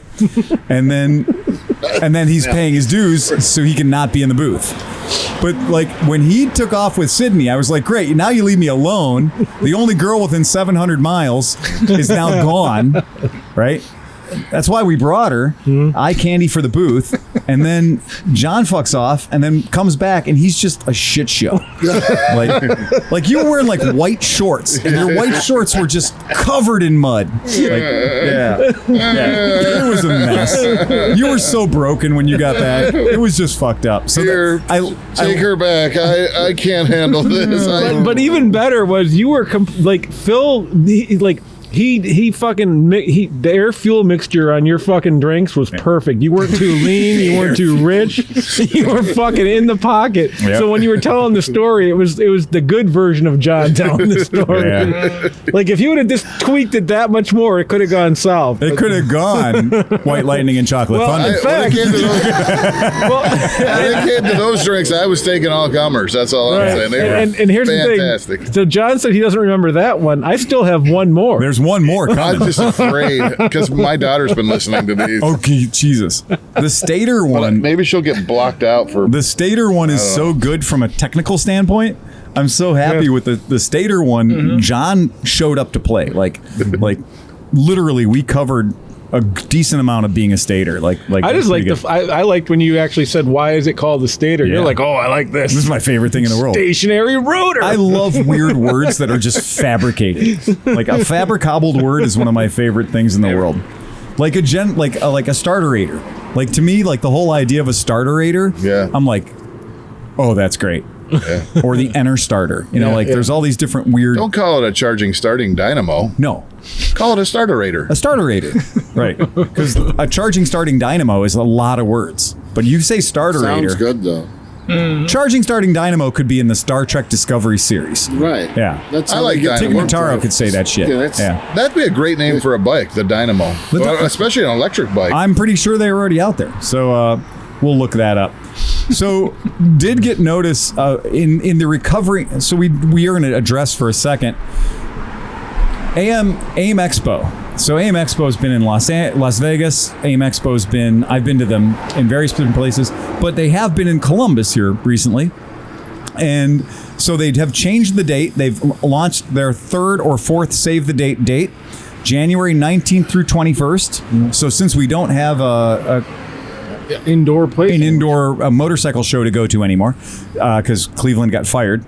So since there's no more, we're just not good enough international motorcycle show, we can tell you the AIM Expo is a blast, and it is in Columbus. Believe it or not, because if you go to the fucking website, the legit website for aimexpousa.com, you can't find the word Columbus on this motherfucker anywhere. Like, I think they're saying it's going to be, I think they've announced that it's going to be January 19th to 21, but they're not really committing to the Columbus thing. They're just saying Ohio. They're leaving the door open. No, if you go to the website, go to AIM Expo, literally go to About. I've been there. Go to the About page. The About page, nowhere on there does it say in Columbus at whatever motorcycle hall or whatever venue or whatever. It doesn't say that. It's a shame because, I mean, that's, anywhere. You know, you're right near the Motorcycle Hall of Fame when you're down there. So there's all kinds of cool shit. But the point is, whoever designed the website was like, yeah, we're not going to really put that in print at this point. So you have to legit go to, like, I was able to find it, the word Columbus, by going to the frequently asked questions page. Yes. And then going to the 9th button, it says, what else can I do while in Columbus? Oh, wow. And legit, that is the only time the word Columbus appears on their website. That's hidden as fuck. It is fucking... But it's a good venue. I mean, it's an excellent venue. Yeah, the AIM show was wonderful last time. Fuck you. Hell Sorry. yeah. In all fairness, Columbus is Yeah. probably not going to be Columbus much longer anyway. I thought they were going to rename it to what? Bobby Flay? Oh, They're gonna name it. They're gonna rename it Guy Fieri. No, they were going to. What was his like shtick? though? It was like Flavatown. Flavatown. They're gonna rename Columbus Flavatown. Seriously. yeah. No, they're I heard not. that. I heard that. Oh, I don't Because think it's gonna Columbus happen, is racist. They got rid of the statue. Columbus no longer has a statue of Columbus. Well, again, I've always thought Columbus was a cunt because he did not like. The whole idea was like, I've discovered India, Yeah. But, right. Here, have all my diseases. and he was wrong. like the worst thing is, like, he was nowhere fucking near India. Like, he created confusion for all of us all the time. We all have to say dot not feather or feather not We're dot. all just gonna say- brown. It's the same shit. Well, Don't worry. again, as the token Aztec, as the indigenous person we have in our podcast, Close enough. the one person who has a right to be here. Be careful, he's got a war mallet right there. Exactly. Yeah, it's okay. I got a blanket full of smallpox. Nations were here way before everybody else. I know. Yeah. Well, those are Oscar's people. Again. My people too. Yeah. Really? The Maronite Lebanese are descendants of the Phoenicians. Oh, you So said Oscar, the you and I are Phoenicians. brothers. The Phoenicians. You got gold flowing through your veins. I thought he Tell was. me I you thought he have was a death literally trying to whistle. say that he was What? some sort of Native American. Like I was like, Tell me you have a death whistle. You ever heard of death whistles? No. Oh, dude. They came up, like that whole culture came up, the death whistle. When you blow into it, it sounds like children screaming. oh. It's fucking awesome. They used to terrify people heading into battle blowing these things. Nice. Yeah, it's fucking cool. But you I know, must they, have- I did want they one of develop these. the brown. I was gonna say, yeah. Yeah, I thought you were talking about the brown noise one. Because he would be the one to have it, right? Yeah, right. Am I right? Steve's Indian name is Dances with Feces. That's his Native American Appropriately, name. John sits next to me. Yes. I am I'm turd herder. Yay! So anyway, January 9th through 21st, Columbus, Ohio. It's something to do in the wintertime. Put it on your schedule. Oscar, what the fuck with Isle of Man? Yeah, I just received an email today. Apparently, they tried to move the dates to August, I think 22nd to 30th.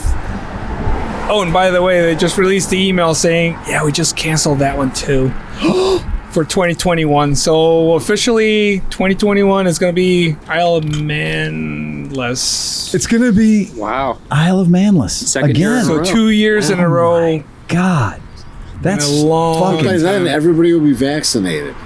We should be looking at I'm real gonna be estate. vaccinated on Friday. Yeah, so but I'm just did saying, you get but vaccinated by already? that time, Got my first dose. everybody who wants to Right. be vaccinated will be vaccinated. Well, the problem with the element is that everybody has to buy, organize, get their bikes, get lodging and everything in a year in advance. Yeah. Just so for the even ferries, doing yeah. August is rushed as fuck. Right. Yeah. So they tried. Yeah, And probably it's try true. to refund people and try to move them to August to make it happen. But how detrimental to that island is 2 years of no race? Oh, it's- That's why I say we should be looking at real estate. When's the I last have time a there decent wasn't an property. Isle of Man besides last year? So they during the hoof and mouth disease, they did during mad cow. They stopped it during mad cow, and yeah, Yeah, because That was a people while ago. like to, do it with cows?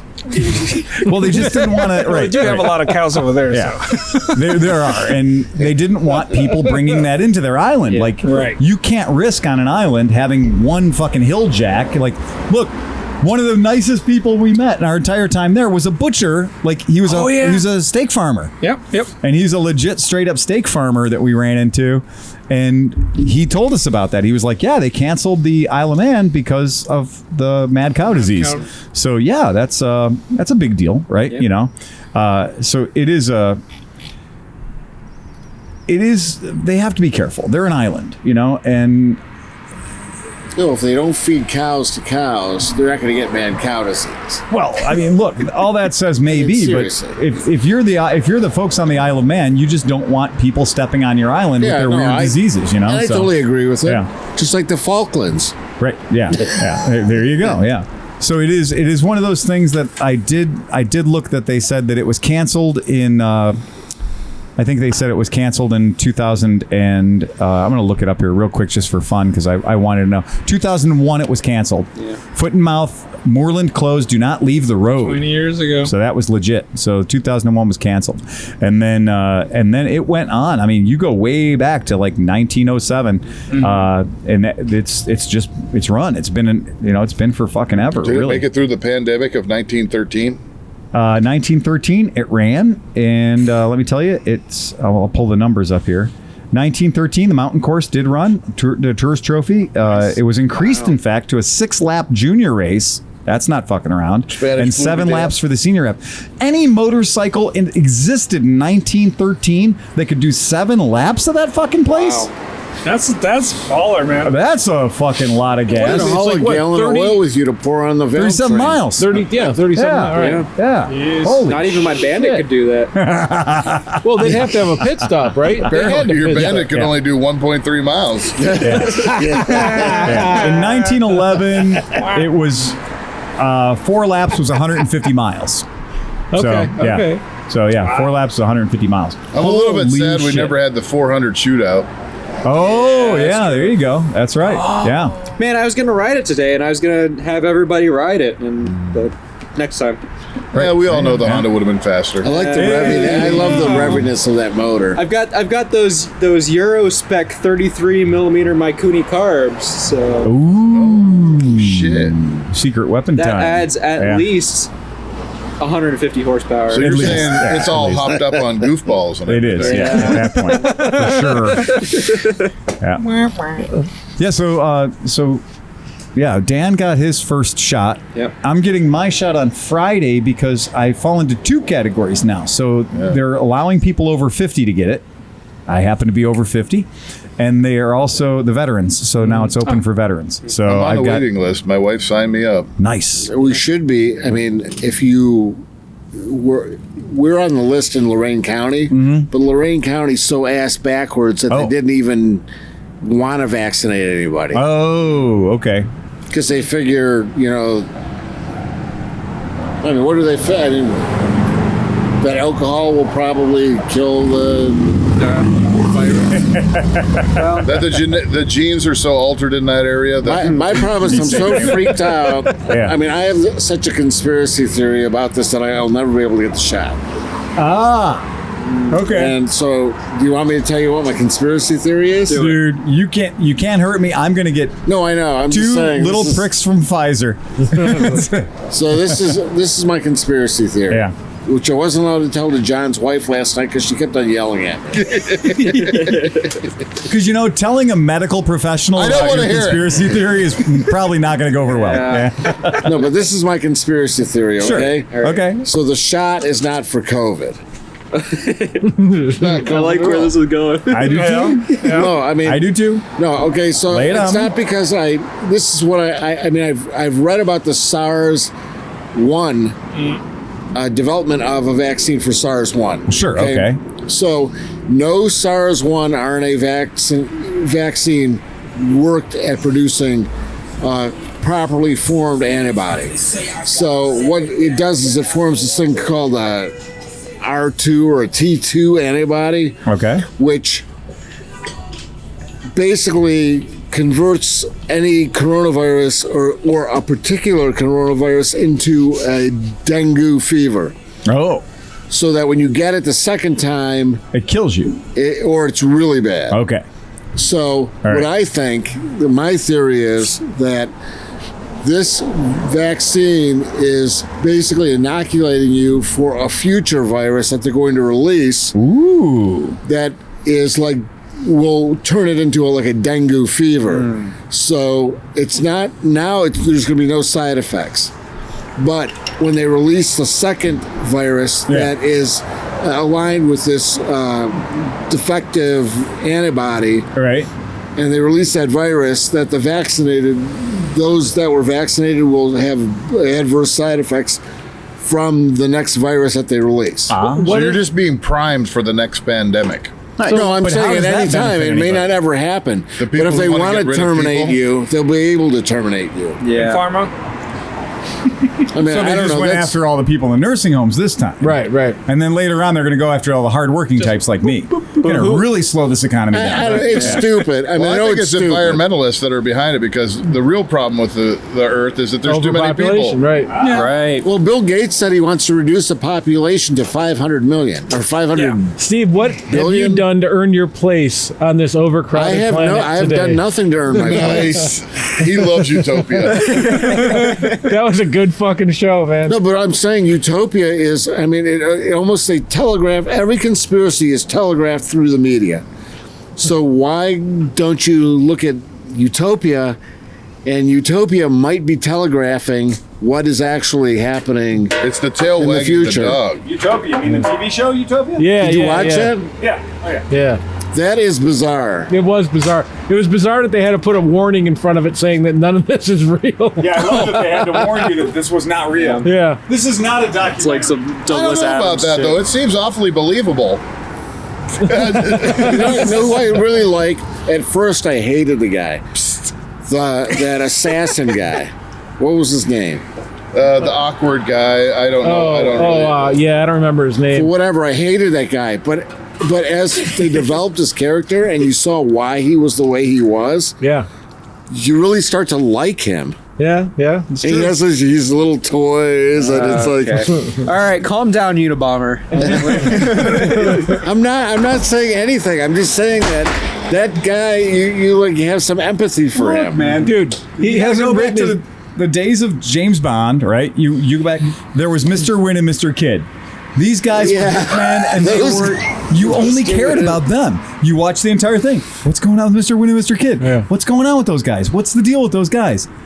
Yes, having quirky murderers is gold. Jaws. Don't forget about Exactly. Jaws. Yeah. He was awesome. Ian Fleming figured out you make the murderers just weird and quirky. No Country for Old Men. Yes, Oh, exactly. I mean, come right. on. Yeah, just make your murderers just really, really odd ducks. And I like, don't want to say on tape that he's my hero, but we'd never want that to guy- circle back. That could there could be no negative I mean, ramifications from that. But the guy's rolling with a silent shotgun. I mean, No, it's it's a thing to kill cattle. well, Yeah, that that's was something, pneumatic. but he also had Right. he also had a shotgun with a silencer Yeah. on it. So he's shooting Crazy. buckshot. It's like Well, Hickok 45 has already showed you a shotgun with a silencer. Hey, so. speaking of selling, did you see that all over YouTube and everywhere now you're going, there's companies selling fuel filters? yeah, Yeah. And they're oil filters. But they're the internals are exactly the same thing as a silencer. As a I've fuel seen filter. that. Yeah, on like Yeah, Wish.com. it's a Yeah. fuel filter. No, but you can Hey, use guys, a oil filter Don't as fuck a this up for silencer. everybody. Yeah, exactly. I was gonna say. I'm gonna pull up something. You don't need a tax stamp to own this fuel filter because it says fuel filter on the right. side. Exactly. It's threaded Yeah. perfectly. I think that Improvised Munitions Black Book Volume 2 came out in 1914 or something. I mean, not for nothing, but when I was a kid and we were all these little horrible little children that we were, and we were like drawing pictures of guns hyper realistically on cardboard and then cutting them out, and then in class. Right? Yeah. And like everything was all like building gun related shit constantly all the time, taking our toy guns and making them look hyper realistic Right. to run through the backyards of people's houses in the middle of the night. How we didn't get shot by everybody, Yeah, I right. don't know. Meanwhile, I was snorting beaners out of my math book. That makes a lot of sense. Why'd I hire him? There you go. But I mean, like, not joking, these books have existed since I was a child, and somebody came in with that stupid yellow mimeograph printed out with two crooked staples in it, and they're like, this is the secret guide to improvised munitions, and you're like, and you'd read it, and it was like, literally, it was like, oh, how to make a mortar and a pistol silencer out of an oil filter. Yeah. Oh, wow. I was just thinking, when was the oil filter invented? Right. 9 seconds after the silencer. Yep. Because they took a silencer, they went, you can filter oil through this. That's it. The Econo can is the adapter that fits right on your gun. Exactly. Yeah. You can- I mean, literally, it's hilarious in its simplification, but I mean, people are freaked out about guns, and they always have been, but guns are just dumb machines. I mean, it is the definition of a one-stroke motor. Yep. That's what it does. I always wanted to build a 2-stroke machine gun. So Again, basically, it's like there's no reason you can't. Yeah. Got 2-stroke. Yeah, exactly. well, it's like a 2-stroke engine, and you use the compression and detonation from the engine to fire a projectile. And you have a little electric starter or a spring that winds up, so when you pull the trigger, it releases a 5-0 and it goes. Hey, Nick, Nick, would you say that that's like a piston that doesn't come back? I mean, well, no. My question was: is there a piston between the explosion and the projectile, or is it just using the projectile as a piston? Well, how do you close the breech? Okay, so the projectile has to fall in. Okay, so it's going to get your air fuel mix. It's going to have some sort of valve, like a poppet valve, to let the air fuel mix in. So it's going to be a poppet valve controlled 2-stroke. When it makes compression, think of like. You're going to have a third hole, like a spark plug hole, that a precision engineered like lead slug is going to go into that. But when it makes enough compression and detonates, it'll fire it through the barrel. Sure. And then you'll exhaust through the barrel. breech. You need to close the feed. Yeah, that's why you have to have a poppet or some sort of breech that works. Dude, just make it a rotary, and Mazda will build it, and it'll be great. It'll just rotate. That I have. Yeah, the thought of adding a carburetor to a machine gun makes me uneasy. I would definitely want it to be fuel injected. That's not a you want it to work, don't you? Hey, what's he kicking over there? What's he starting? Don't let Oscar try to start it. It's very Devo. I'm still sore that you unplugged my freaking spark plug. That's bullshit. Oh, because one crash that night was enough. Yeah. Right. No, but we had two, right? You're not the only one. Falling over at 0 miles per hour. Right. It's so much worse than falling over at 20 miles. Right, exactly. I had wouldn't mine have known plugged either in way. Mid-Ohio. I like how Steve crashed in the showroom, but really wishes he could have crashed at Dunkin' Donuts. This would have been cooler had I done it at Dunkin' Donuts. Did you guys get sweeter over there? What the hell? No, we didn't. I like how you guys managed to crash just as I got record light lit up on my phone. Yeah, that was good. Yeah, couldn't have been better on that one. That was good timing. Yeah. At least I watched fell it- with style. You Hey, did Nick, fall with style. We watched it at work, and we had a very Oh, good time. jeez. Oh, At your expense. Yeah, absolutely. Yeah, you know that's for sure. that's okay. Yeah, that's pretty good. How we doing on teams? Time, Sleepy. We're at 1 hour and 25 minutes. All right, cool.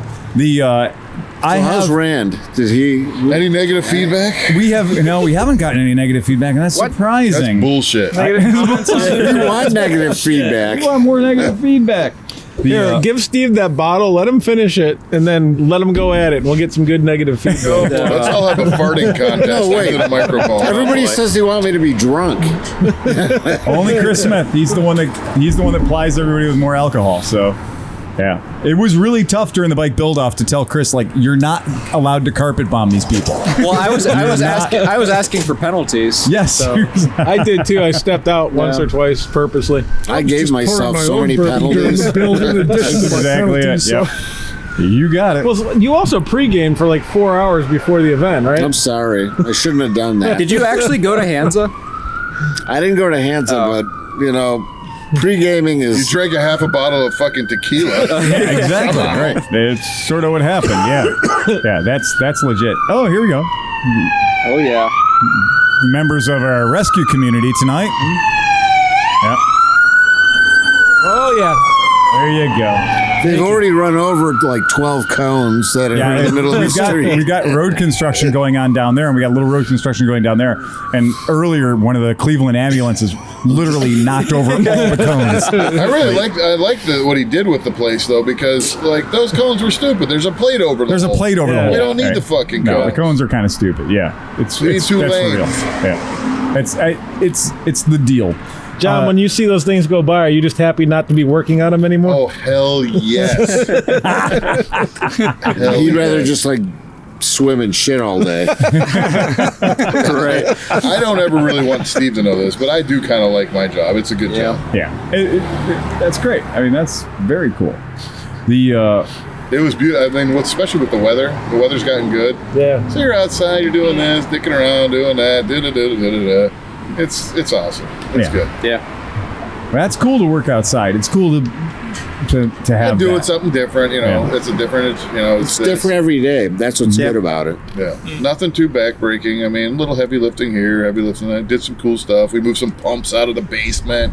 Get the chain fall, doing the chain fall thing. Oh, really? Oh yeah. Did you that's use the cool. one that was in the barn that you was found gonna at his house? No, That no. almost killed Phil. That was that was super fucking sketchy. Yeah. when you're hoisting something that weighs thousands of pounds, right? And On a everybody- 265-year-old chain fall. there's 5 people standing around. And wait, by the way, it was a chain fall that we found that was there for 265 15 years. at least, right? And then everybody's pointing with an opinion. Yeah. Well, you got to put that under there and put that up there and put that up there and put that up there. And I was like, all I hear is 5 people telling me shit I don't need to know. And what I can't hear is the beam breaking. Which was And so what I told them, I was like, everybody shut the fuck up. And so when they all finally got quiet, I heard this, and I moved 1 fucking nanosecond before it all came down. you were like a cat. I was, you know why I was like a cat? You had the cat-like reflexes to move Yeah. right before that beam split your head into 2. I was hearing all this guidance from all these people that knew what they were doing, even though I was the one holding all the weight. And I was like, okay. And I thought I heard like a little weird squeaking sound. Well, it didn't help that you cut like halfway through all the beams before you. We cut most of all the beams. And not only that, but was in the same location. There wasn't really a building. It was just a front facade. It was a facade. Yeah, yeah. There was a Western beam. town. There was a really, really big piece of railroad track. That was it. That was held up by 19 2x4s stapled together Right. 30 years ago That started bending. with glue. Yeah. Yeah. Imagine And the weight of that whole front loader, and now you're going to throw it on the Jeez. board. I'm amazed that we were able to lift that up as high as we were And with now that it's hanging on a tree in the backyard. best idea ever. Still on the tree. Yeah, it's still hanging on the That tree is 9,000 times more stable than that barn was. Yeah. It will take lightning to knock that Wait, tree down. the- A good breeze would have knocked The that barn chain down. fall or the tractor? No, the bucket is still hanging on the tree. The branch We that we hung it lifted and it then- off the trailer with, yeah. it's still hanging. We hung like it there 3 so- feet off the ground. We hung it there so we could get the trailer out. Right. And that so whoever comes to get it Oh, just put it. can just raise it up a little bit and put whatever they've got in No, there. we're putting it on the front of that you go. 600 series Ford. Yeah. I don't care. That thing's going to be so weighted down. It's going to be like when you ride over anything, it'll crush it. It's going to be like a Moto Compo with the full Vetter complement of the luggage. It is going to be the world's only land touring rig Moto Compo. Right. To drive the tractor, you're literally going to have to walk it. Hey, your camera just made a whole bunch of noises. Yeah. Well, I got that one and Okay, that one all going. right, good. The only Yeah. way to move the check it. tractor is going to be to use the backhoe. The and backhoe to bucket pull it move forward. It's going to crab itself forward. It's going to have to crawl around the property. Leave a ditch is everywhere a- it goes. It is going to be a fucking mess is what it's going to be. Yeah. Well, and again, that Ford F800 tractor that's back there is a cool old tractor. But it's legit a size 6 tractor. Yes. And that backhoe implement is like a size 10 backhoe implement. Yes. Like, I don't know anything about farming. Yeah. But I played with Legos as a kid. I don't understand how it's not. And doing I a know you wheelie. didn't mix the Lego Technica with the Duplo. I don't know how it's not doing a wheelie just sitting there. Yeah. Let alone if you try to grab a bucket of Exactly. something, it's like Yeah. gonna be. The tractor's just going to fold itself over That's into the why bucket. you need the loader on the front. Exactly.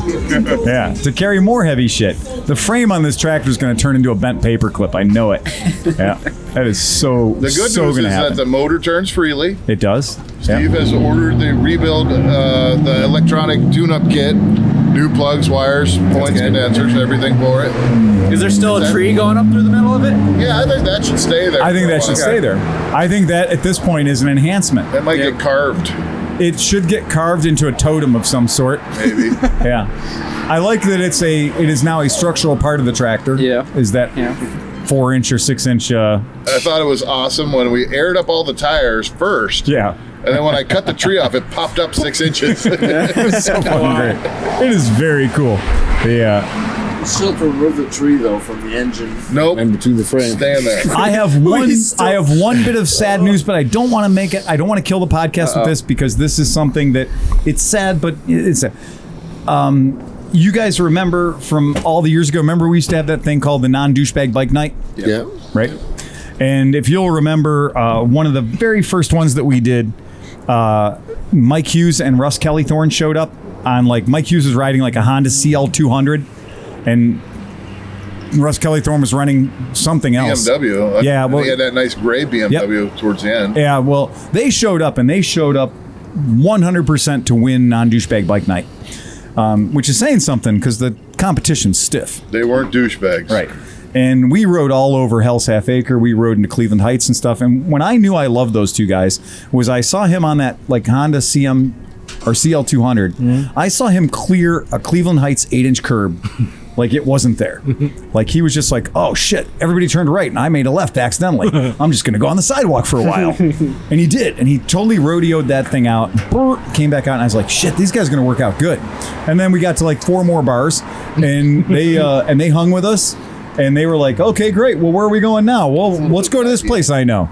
Nitro IPA. And God, man, like those guys were fantastic. And we lost Russ 4 years ago, or something. Russ had a heart attack, and they were out racing their racing sailboat, Spaceman Spiff, and he just had a heart attack. On the boat. No, like after the race. Oh, like after the race in the hotel room recovering, and Russ just, got up to take a shit and had a heart attack and died. Oh, and God. we all were heartbroken by that. We had the Russell ride and Russell hustle and all kinds of cool stuff. But, losing Russ was fucking tough, man, because he's not old by any standard. That would be like me calling myself old. So, but My I did. nephew's 35-year-old friend just had a heart attack and died with 3 kids. Wow. So I did find out on Saturday that Mike Hughes died. So Mike Hughes, Russ's best friend in the world, Michael His Hughes. circumstances, though, are kind of well different. Mike's deal was Mike was down in Florida. Mike recently bought a house down in Florida, and he's been going down with those guys to Florida quite a bit. And we sold Mike a Vespa 150 here recently. Sold him a Primavera, and he took it home with him and absolutely fell in love with it. British Racing Green. He had a cool little martini glass pinstriped on the back of it. It's pretty badass. And then he decided that the 150 was not big enough to haul chicks around. So he came back and got the 300. So he set him up with a Racing 60s 300. And Mike's just always been super sporty and a super fun dude. And so he was down in Florida, and I guess he had a 1-vehicle collision. It was like just him and the ground, man. So he lost control of the Vespa and experienced massive head trauma. And they put him in a coma. They medically induced a coma. Helmet or no helmet? No helmet. Yeah, and it's the Florida syndrome, right? Yeah. Bright sunny days kills more riders than anything else. It's. I can tell you, it's. So as a result of finding out about this last Saturday, and we all love Mike. I mean, I love Mike so much, it's ridiculous. Anytime that guy showed up was a good time. And for him to lose Russ 5 years ago, was absolutely heartbreaking. Lost his best friend in the world. Well, they're back together again. The Gruesome Twosome is alive and well in heaven, or wherever it is you go when you're those guys. I'm gonna say, your particular religion notwithstanding, they're wherever they are, they're with each other now. So that's it. Yeah. Who's the guy that came in here with Volkswagen, the 4-wheel drive Volkswagen, and had the 2 boats down in Florida? 4-wheel drive Volkswagen. Oh, that's Adam Constantine. Yes, Adam Constantine. He's the guy that his radiator blew up and took half his face off. His dad fixed it in their driveway or something. His father-in-law blew up, and he's the guy. We've all heard about this our whole lives. We've all heard. Every one of us who works on cars or motorcycles has all heard, don't open the radiator cap until a week after you've shut the engine off, right? We've all heard that. And he was working on a hot motor, and he didn't take the radiator cap off, but the hose blew. So the hose blew when he was there, and it cooked his face, and he had all kinds of reconstructive surgery. That would be horrible, man. Yeah. Oh. And he looks... He recovered. Yeah, he looks great today. He was doing the B&B with the sailboat, or is that a different guy? He was doing the B&B with the powerboat and sailboat and everything else down there. He moved down to Key West and became like Key West. That's what happens sometimes. You get down there because he's a musician, you know. Living La Vida. His story about like the shrimp, like that's a guy to have on Moto Stories where he pulled his boat by hand into the glades with the shrimpers or like to avoid the hurricane. So he's like, well, I don't know what to do because I'm like new down here. Right. And so I watch these guys with these fishing boats and they're walking with waders on, pulling their boats into the glades. Yeah, and the mangroves and stuff to protect so he's them, like, well, fuck yeah, I'm going to do that too. So he pulls his boat in there. He's like, we're tying the boats down to like refrigerators. Like we're throwing refrigerators into the ground. He chained his Aprilia to a telephone pole. So he chained his Aprilia to a telephone pole. Oh, the story is unbelievable. The telephone pole's not going to go anywhere. He has to tell the story. He has to tell that story. Yeah, right. Yeah, that would be an awesome story to... Yeah, Adam, if you're listening, we wouldn't mind a visit. We wouldn't mind a visit, Adam. You're absolutely always welcome here. So he's so alive too. I mean, he's like a person when you get around him. It's like it makes you feel good. And that's exactly it. We have people in our world that do that to us, and they give us that extra bit of life by just being around. So this year we're gonna do something special for our Distinguished Gentleman's Run in Cleveland.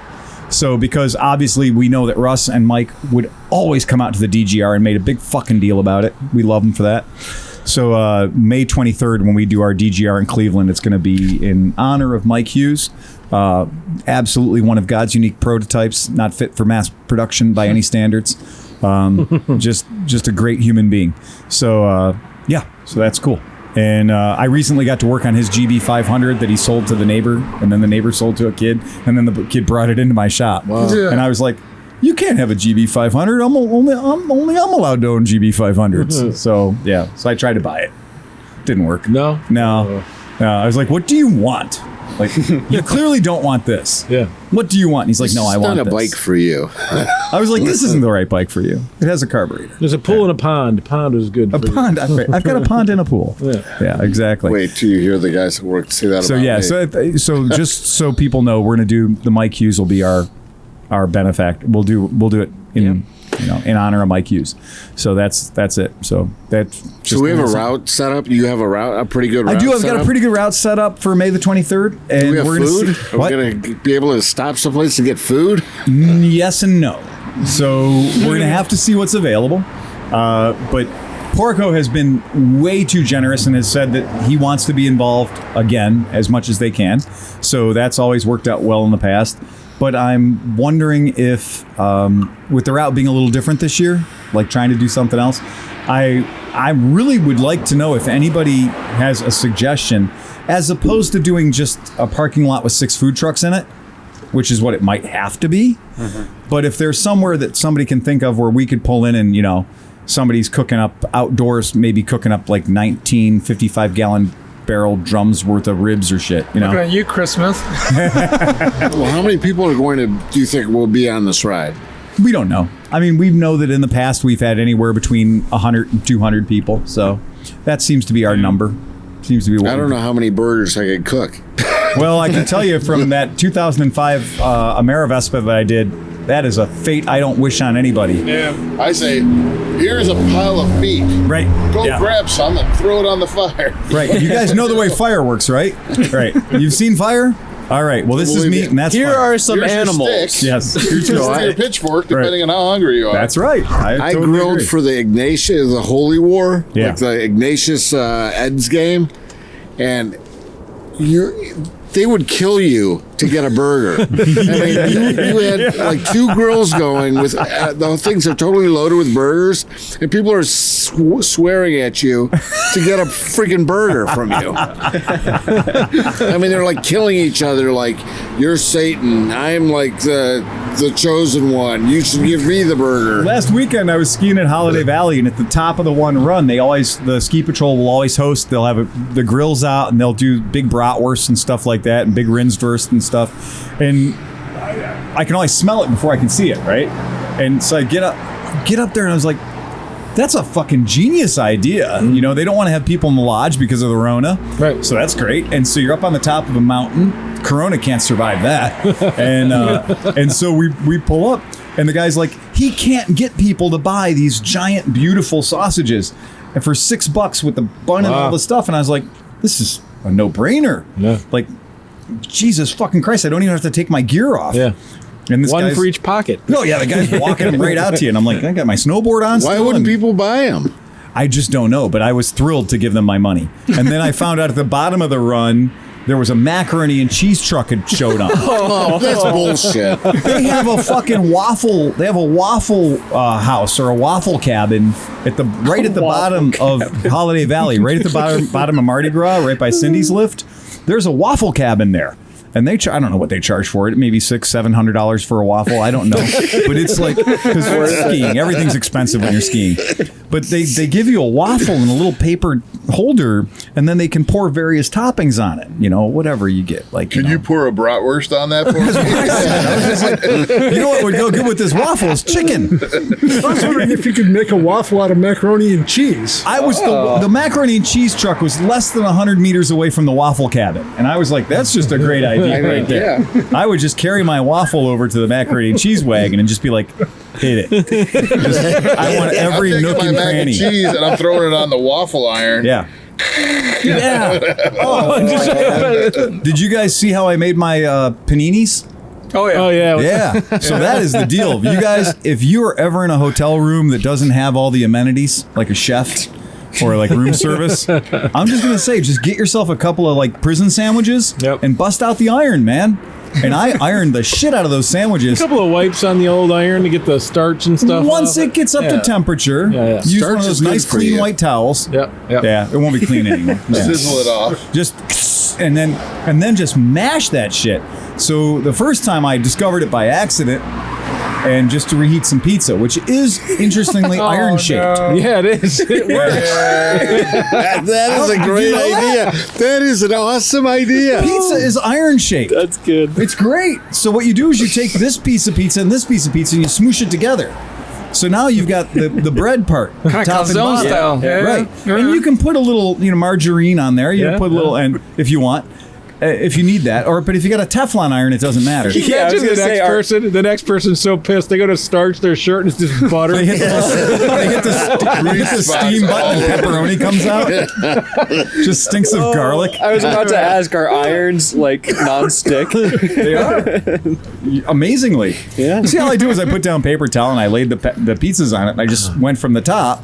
And then you just leave it on there while you're, getting things ready, doing other things. It doesn't shut off or anything. An iron, when it's in its natural habitat, it just keeps running.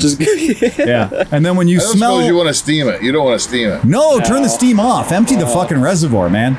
You don't want that crusty shit on there anyway. Unless but you want some fresh broccoli. Yeah, what would you put in the water reservoir? in Balsamic. place of- there you go. balsamic. Are you Little savage? olive oil? You got it. Little olive oil. Ruin that iron. Ruin it. That's what it's there for. That's exactly it. Next time somebody fires it up, is this an opera? What the hell? Garlic infused olive oil. Exactly. We're the Oh, man. Sopranos.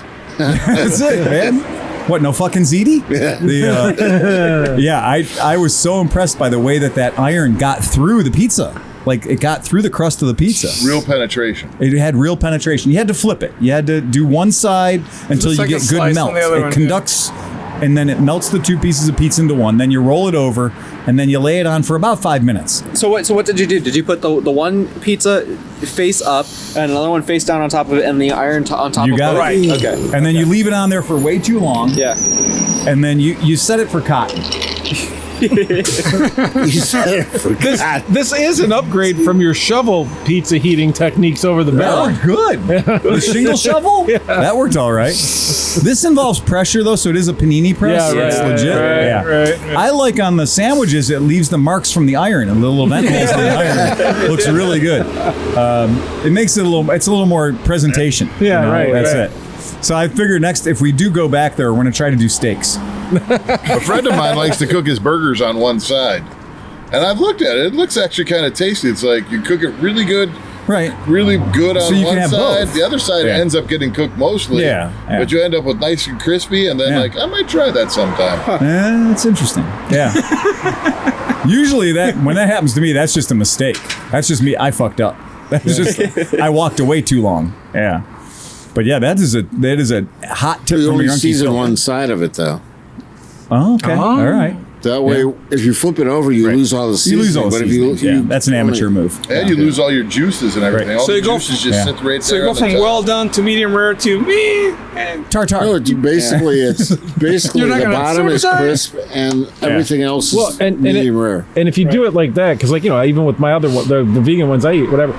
If you do it like that, and then you take an ice cube and you throw it in the tray, and then put a lid over it, the steam will come and help kick the rest without having to. Oh, that's interesting. Yeah, I like that. That's cool. Then you'd have a steamed ham.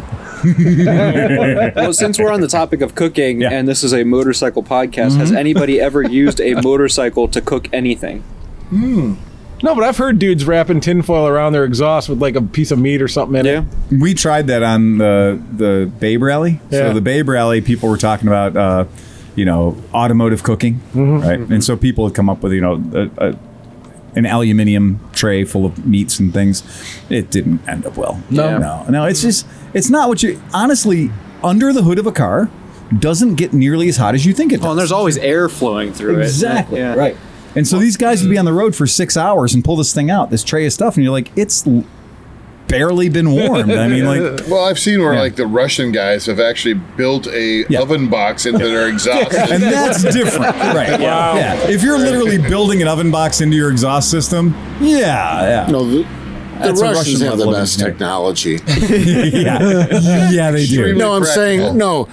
Maybe not from a electronic standpoint, but from a practical standpoint. From a what do you call it? Like a socially aware standpoint. The Russians build things that actually will work without technology. Okay. Can And that's vacuum what I'm tube- saying. I'm not saying that. I mean, but from a no transit, like They're no very good at- semiconductors. They're very good at keep it simple, stupid. Right. I'm wondering if can vacuum tubes survive an EMP? Yes. Yes, they can. Okay. So the book, if you're looking for it, is called Manifold Destiny. And Manifold Destiny is the cookbook for cooking with your car, using your car to cook things. But I can tell you, it's been my experience that it's not much. I don't know. I have a affinity for just Russian, like. I mean, because I love my. You like your Ural. That's what it comes down So to. you know what? Yeah. Thank God Steve, for you- Russia. I can tell Steve, you this. you hate communists. Well, they're not communist anymore. Oh, that's somewhat true. Right. Now they're just authoritarian. Now it's just. I was gonna say, now they're just right. Now they're just right. And whatever. I mean, it's not the people; it's the government. You're right. It's true. The Russian people are great people. 100%. Of course they are. Just like all the people are great people. Yes. Yeah, usually. Yeah. In some Most respects, absolutely. Russians are becoming more like Americans than ever. Than Americans. Again, all I have to do is show you anything on TikTok, and then we'll know. It's just not. Yeah, it's just not. At this point, we as a culture, we need to really work on turn up our entertainment game. Yeah, we need to get back because honestly, the Gong Show is 1,000 times funnier than anything on TikTok. I love the Gong Show. The Gong Show the Gong was Show was legit. good. Chuck Barris was totally legit. Do you remember the big Give me scandal? some hee-haw. Do you remember the big scandal when the two 16-year-old girls came on the Gong Show and their whole act was to suck on popsicles? And like it caused a whole stir. They just sat there and they just sucked on these popsicles and like he was like, oh, that's and how old are and because they were like 16, so it became a What was Chuck Barris really did wet work for the CIA? Did he really? No, do I that? think that was a really good story he told somebody one time after a night of drinking to try and get in somebody's pants. Okay. Yeah, I think that's all that was. That was all But that he was. was so awesome because he was. And somebody totally heard him smoked. saying it and went, I "Did love you know Chuck that?" And he Barris. went, "Yeah." Right. And Yeah. what was her name? Jamie. Jamie Foxx or Jamie Farr? No, Jamie. Jamie Foe? No. Did you ever watch it? No, you're too young to watch it. I have no idea what you guys are talking It about. would be hilarious Gong to have Show, like yeah. a throwback like sitcom or like a show where it's like everybody's sitting around smoking, drinking. People come on, they're half fucking lit. It's like I'm going to tell you guys for AMA Vintage Days, I want us to have scorecards. Yeah. I just want scorecards. I want to sit there and be stupid and hold up scorecards with not a ramp. And so we have not a ramp and we have scorecards. That's a good And idea. that's legit. Yeah. And all you do is sit there and you smoke your smoke and you drink your drink and whatever. And then every once in a while somebody goes by and you can tell they're going to give it to her. And when they do, you get your cards ready. Yep. The one year we never had so much fun is we had super soakers. And we had super soakers, and when somebody come by, we just blast them with ice water out of the cooler. When you hit somebody on a small motorcycle you. with ice water out of the cooler, geez. their whole spine locks. It's great. The children of the corn. They just like. I played the water balloon game for the last few Yes. years and everything. It's like, Yeah. you gotta ease into it. You gotta ease into it. You first threaten them with Look, a water man. balloon, Yeah. and then they're either like, ugh, and they fuck off, or then they look at you and they're like, ugh, and then they circle back around. Yeah. And when they come back around, you know it's game on. It's game on now. Look, the only time I've ever been athletic in my life, John witnessed it. I threw a water balloon 750 yards and hit a girl on the top of her head. I hit her so hard, she now has a horn. And her boyfriend hated me instantly and came back and wanted to do something about it. Oh, really? Oh yeah, it was pretty funny. And when he came back, he was kind of angry, but we were all laughing. Right. We were dying of laughter, and he was pretty upset. But honestly, there's no way I could pull that shot off again. If you gave me all the money in the world, I couldn't drop a water balloon in the trash can in front of Dunkin' Donuts. But I hit a girl on a weird motorcycle traveling at 11, AMA Vintage Days units, right? Away from me. So I had to do trajectory and lead and windage, and I just launched that fucker, and I was like, oh man, it's pretty much on target. This is going good. You know what? I think I might be within the blast radius on this one. I think one of them might get wet. John standing next to you going like 2 clicks to the right. Oh my God. And meanwhile, I was like, this thing went right in the honey pot. Nice. And it couldn't have hit them better. Like, it was the perfect spot. It made her an inch and a half shorter, and she'd never been so moist in her life. That was it. That's why the guy was angry. He was angry. I got her wetter than she'd ever been. Oh, that was terrible. Oh, that's We're terrible. What are they gonna do about the demonetized. disco this year? I'm sorry? Will they have a disco? Of course they will. Do you know why? Because Lou Moto are fucking consummate fucking partiers. Like, they know what they're doing. That disco is awesome. Yes, it is. I love disco. I do. We know. And I'll admit it. I love disco. I know. There is. But their disco is awesome. Disco. Look, it's brilliant. No, that's just, not disco. Yeah, it's just brilliant. It's what it is. AMA Vintage Days, that corner has become for me the reason to go. Right? Yeah. I mean, it's legit. It's a It total is- reason to go. Yeah, it's so much fun. Exactly. I may Hope not even take goes- anything I to hope sell. not comes this year too. I really do enjoy talking to Knock. Well, let's just hope that it doesn't go away. Let's hope that everybody do your part and get vaccinated, or make out with somebody who is vaccinated. Whenever you got to get it by proxy somehow. if it right? doesn't happen, I promise you I will have a disco ball in Oberlin. I don't care if you get vaccinated. After I'm vaccinated, fuck you. I'm gonna cough all over you, motherfucker. Whatever. Yeah, I'm gonna Yeah, but you know cough what the all problem over with that though, John, is that you're vaccinated for this strain.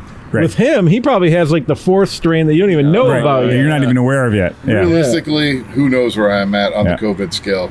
I mean, If anybody's there were times interested, when, like, Peggy and I at one point had like this mysterious headache and this like thing, and it was like, do we have fucking COVID or do we not have Yeah. COVID? Like, You who had knows? COVID. Yeah. Dr. Waters got her second shot yesterday. So she got her second shot yesterday. So I'm a good husband. I'm home supporting her right now. She had no effect from the first shot. Nothing Yeah, the whatsoever. second one kicked her ass? Nothing. Peggy's We don't know yet. Oh, Peggy my has wife. experienced lymph nodes. Oh, On interesting. her armpits, like her Yeah. lymph nodes are. Couldn't put her arms down? Yeah. My wife Dr. got Waters sick. is a brick shit house. She is. She will not There's nothing going to affect her. the joke is that, her entire staff, everybody that works for her, and they're all saying, "Oh, well, we should take a day off. We should shut the school down the day after the shot because they're all getting it at the same time." And so, a lot of school systems have said, let's shut the school down the day after the teachers get the second shot because it's pretty universal. And then all the teachers immediately said, well, a lot of people aren't getting the effect until 2 or 3 days after the shot. It was like, you're just trying to walk this shit out. Let's You're shut trying it to down for milk a it. month just in case something happens. I know, exactly. Right. I think so, my boss is going to freak the fuck out when I call off sick the next day. He's going to be like, what? You got that? Right. You're No, crazy for getting I'm gonna call you Carrie or the new Ben or So back to motorcycles while we have 5 minutes left in the podcast. So right now, if you are so inclined and you have a gaping hole in your life that needs filled, like only a GL 1000 or GL 1100 can fill it, apparently at this moment, there are like 7 black Gold Wings for sale in Facebook Marketplace and Craigslist in our area. And they're all about $1,000. And they're Buck a CC. but I will remind you, they're very old Gold Wings. Yeah. And I'm going to read you guys the description of the one in particular that I think is the most likely to trap one of us. Okay? The It's one an that 83 1100. Only the 83 1100s are the ones worth. this is an 82 1100, an 82 GL 1100 with a clean title. Really nice shape. I bought it as a winter project to get ready for summer. Oh, no. But I've since realized the bike is just too big for me to handle. No, you're Sadly, a pussy. Sorry, you're a pussy. so I picked up a smaller bike to get started on. What, No, like a you realize 50cc moped? you realized you know nothing about Gold Wings. You realized you bought a bike you can't possibly keep going or get going. In the picture, he has no less than 3 batteries on the floor and 2 sets of extension or jumper cables, literally in the shot with the bike. Right? That's not a good sign. Clear that shit away before you take your pictures for selling. Okay. Previous owner had a new clutch put in it, and in order to save some money on the job, they pulled the engine and took it into the shop. Oh no. When they got the engine back, family issues caused it to never get finished. No. Everything that happened before that caused it to never get finished. Are you giving this bike to somebody for free? Hold on. Yeah, it's going to get better, I swear. When they got the engine back, family issues caused it to never get finished. They got the motor back in, but it still needed all hooked up. Here's what I found. It fires up and it runs. It comes up to temperature and holds steady. It sounds quiet and smooth, but only runs with the choke on. Because it's not running. Probably just needs the carb cleaned or adjusted. Should be easy. Carb singular. Carb. Hold on. 4 carb. Hold on. Yes, you guys are great. Should be easy since it's got a single carb kit installed Oh, nice. with a nice intake and a nice Holly carb. Oh, okay. Give you $100 for the carb kit. I changed the oil and flushed the cooling system, but it still needs coolant put in it. Why did you stop there? Because I wanted to blow the head gasket. I put new plugs in it. It needs a battery, and the rear tire is worn. $1,000 or trade for things with engines. Now, Do you think he wants a Bandit? well, one, he'd have to give you this bike and $2,500. Right? You don't want this bike. He'd have to Nobody. give you that bike and a Bandit for your Bandit. Exactly. I was thinking he'd have to give you this bike and your Bandit back, right? And then maybe throw some cash on it. That Holly kit is interesting. It is, and it is something that does work with Gold Wings if you Yeah. did want to get rid of the motorcycle carburetors and go with just a car carburetor Yep. on this 4-cylinder 1100cc car motor. 32, 36 or whatever. Yeah. What I got there is I got a Carter 220, and Yeah. I took off the Harley Quadra So I took off the Quadra junk and I put I put back on there a big fat Carter out of my Dodge Polara. Yeah, and I've it seen worked people fine. doing like the Weber kits too. Always, yep. The Weber's logical because the pistons go this way, so you got to put the Weber on it. two-barrel off my Scout would work great on that. Oh yeah. Yeah. And so would a monkey with a squirt bottle. Legit. Like you know what would work great on this? Fuel injection would work great on this. You know what else would work on this? The scrap pile. Yeah. What else would work on this? Aggressive parts dismantling. I'm sure that seat's worth $400. Yeah. Right. I'm sure that fairing's worth $200 to a guy that's got a crash one. Queen seat. It is diamond tuck and rolled. Oh no, the most horrible seat in the entire fucking world. Yes. It is made of angel farts. Yeah. It is the softest material known to man. It matches none of the other upholstery anywhere on the bike. The handlebars are ape hangers pulled all the way back. That was stock. It's got the giant Comstars on it. It's got a set of 30-year-old Continental tires on it. It's awesome. It's great. The only good 1100 is an 83. Totally ready to roll. I saw a 78 the other day for $1,100. The 78 actually made me stop and look at it. Because, of course, they're all black. And it's the black with the gold pinstripe and the orange pinstripe next to it. That's very sexy. I like how it has the gauges on top of the tank. Like yes, that. me too. I do too. I think those are all right. I very like those. sexy. But again, you own a Goldwing. Yeah, a lot of work. Someday I want to own a Goldwing, but I don't know. Same here. Maybe not right now. It's got all the horsepower you'd expect to find in a modern 400. No, the only early Goldwings you want to own, I think, are the LTDs and the SCIs. Yeah. Because they have bigger alternators, they don't burn out. Yeah. You know, you're not going to have to worry about replacing that. Right. They have fuel injection. Yeah. I mean, early fuel injection. I mean, it's an Honda Accord fuel injection. Yeah, exactly. But it's still awesome. Yeah. And they don't have any issues, really. Is that which one was that? It's an 86. Yeah. And 85 is an LTD. It only came in gold. Is that the 1800? 1200. Oh, 1200. 1200, okay. yeah. 1800 was the first 6-cylinder, right? It's an SCI. It only came in like metallic ivory. Is that what you want to call it? Yeah. It's crystal white, diamond crystal white color. That's the one I want. Yeah. If anybody ever sees one of those, tell me. Because I really want a special edition 86. Yeah. I mean, I'd love to buy one of those. Oh, yeah. I mean, but to me, I look at that and I just look at 73 fail points. Like, I look like it's going to be running great for like 3 days at a time. Mm-hmm. And then it's going to be like, oh, yeah, I want to drive this bike to somewhere long to remind it that it's a Goldwing. And then you're going to be like, oh, man. And that's going to, Well, the GL 1500, though, was the first 6-cylinder. Oh, 1500. Yeah, the 1500 was the first. But the thing is that when you went from the also had GL 1200s to the 1500s, they went from 45 miles to a gallon to 35 miles to a gallon. Yes. Which was really bad. I mean, they had, I think the GLs, the 1500s had 4 carbs. Right.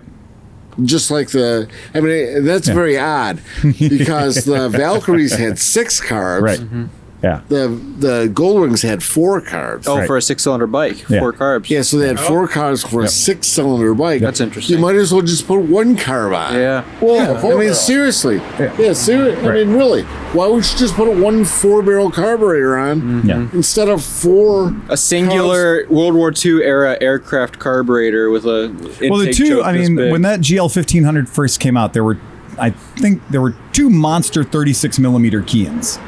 Like, that was the way it came set up, was it had these 2 giant CVs, these 2 big Which Keans would be on. better than the 4 carbs. That was the way it first came out. How do you sink a 6-cylinder bike with 4 carbs? I don't think it's meant to. I really don't think. I think in those things, look, you probably couldn't even get to the air fuel mixture screws because of emissions. I've never worked on one, but I've worked on similar bikes. Like when you look at the like the old XL 350s or the XL 600s, where they actually they were twin carb single motor cylinder single bike. Cylinders, Those probably only had an idle circuit in one carb. Of the carbs. That's right. That 2 of the carbs, they're dummy carburetors. Like a progressive setup or something. They're just full throttle. Master. I mean, like on the GL 1200s, there's a master carb. That's right.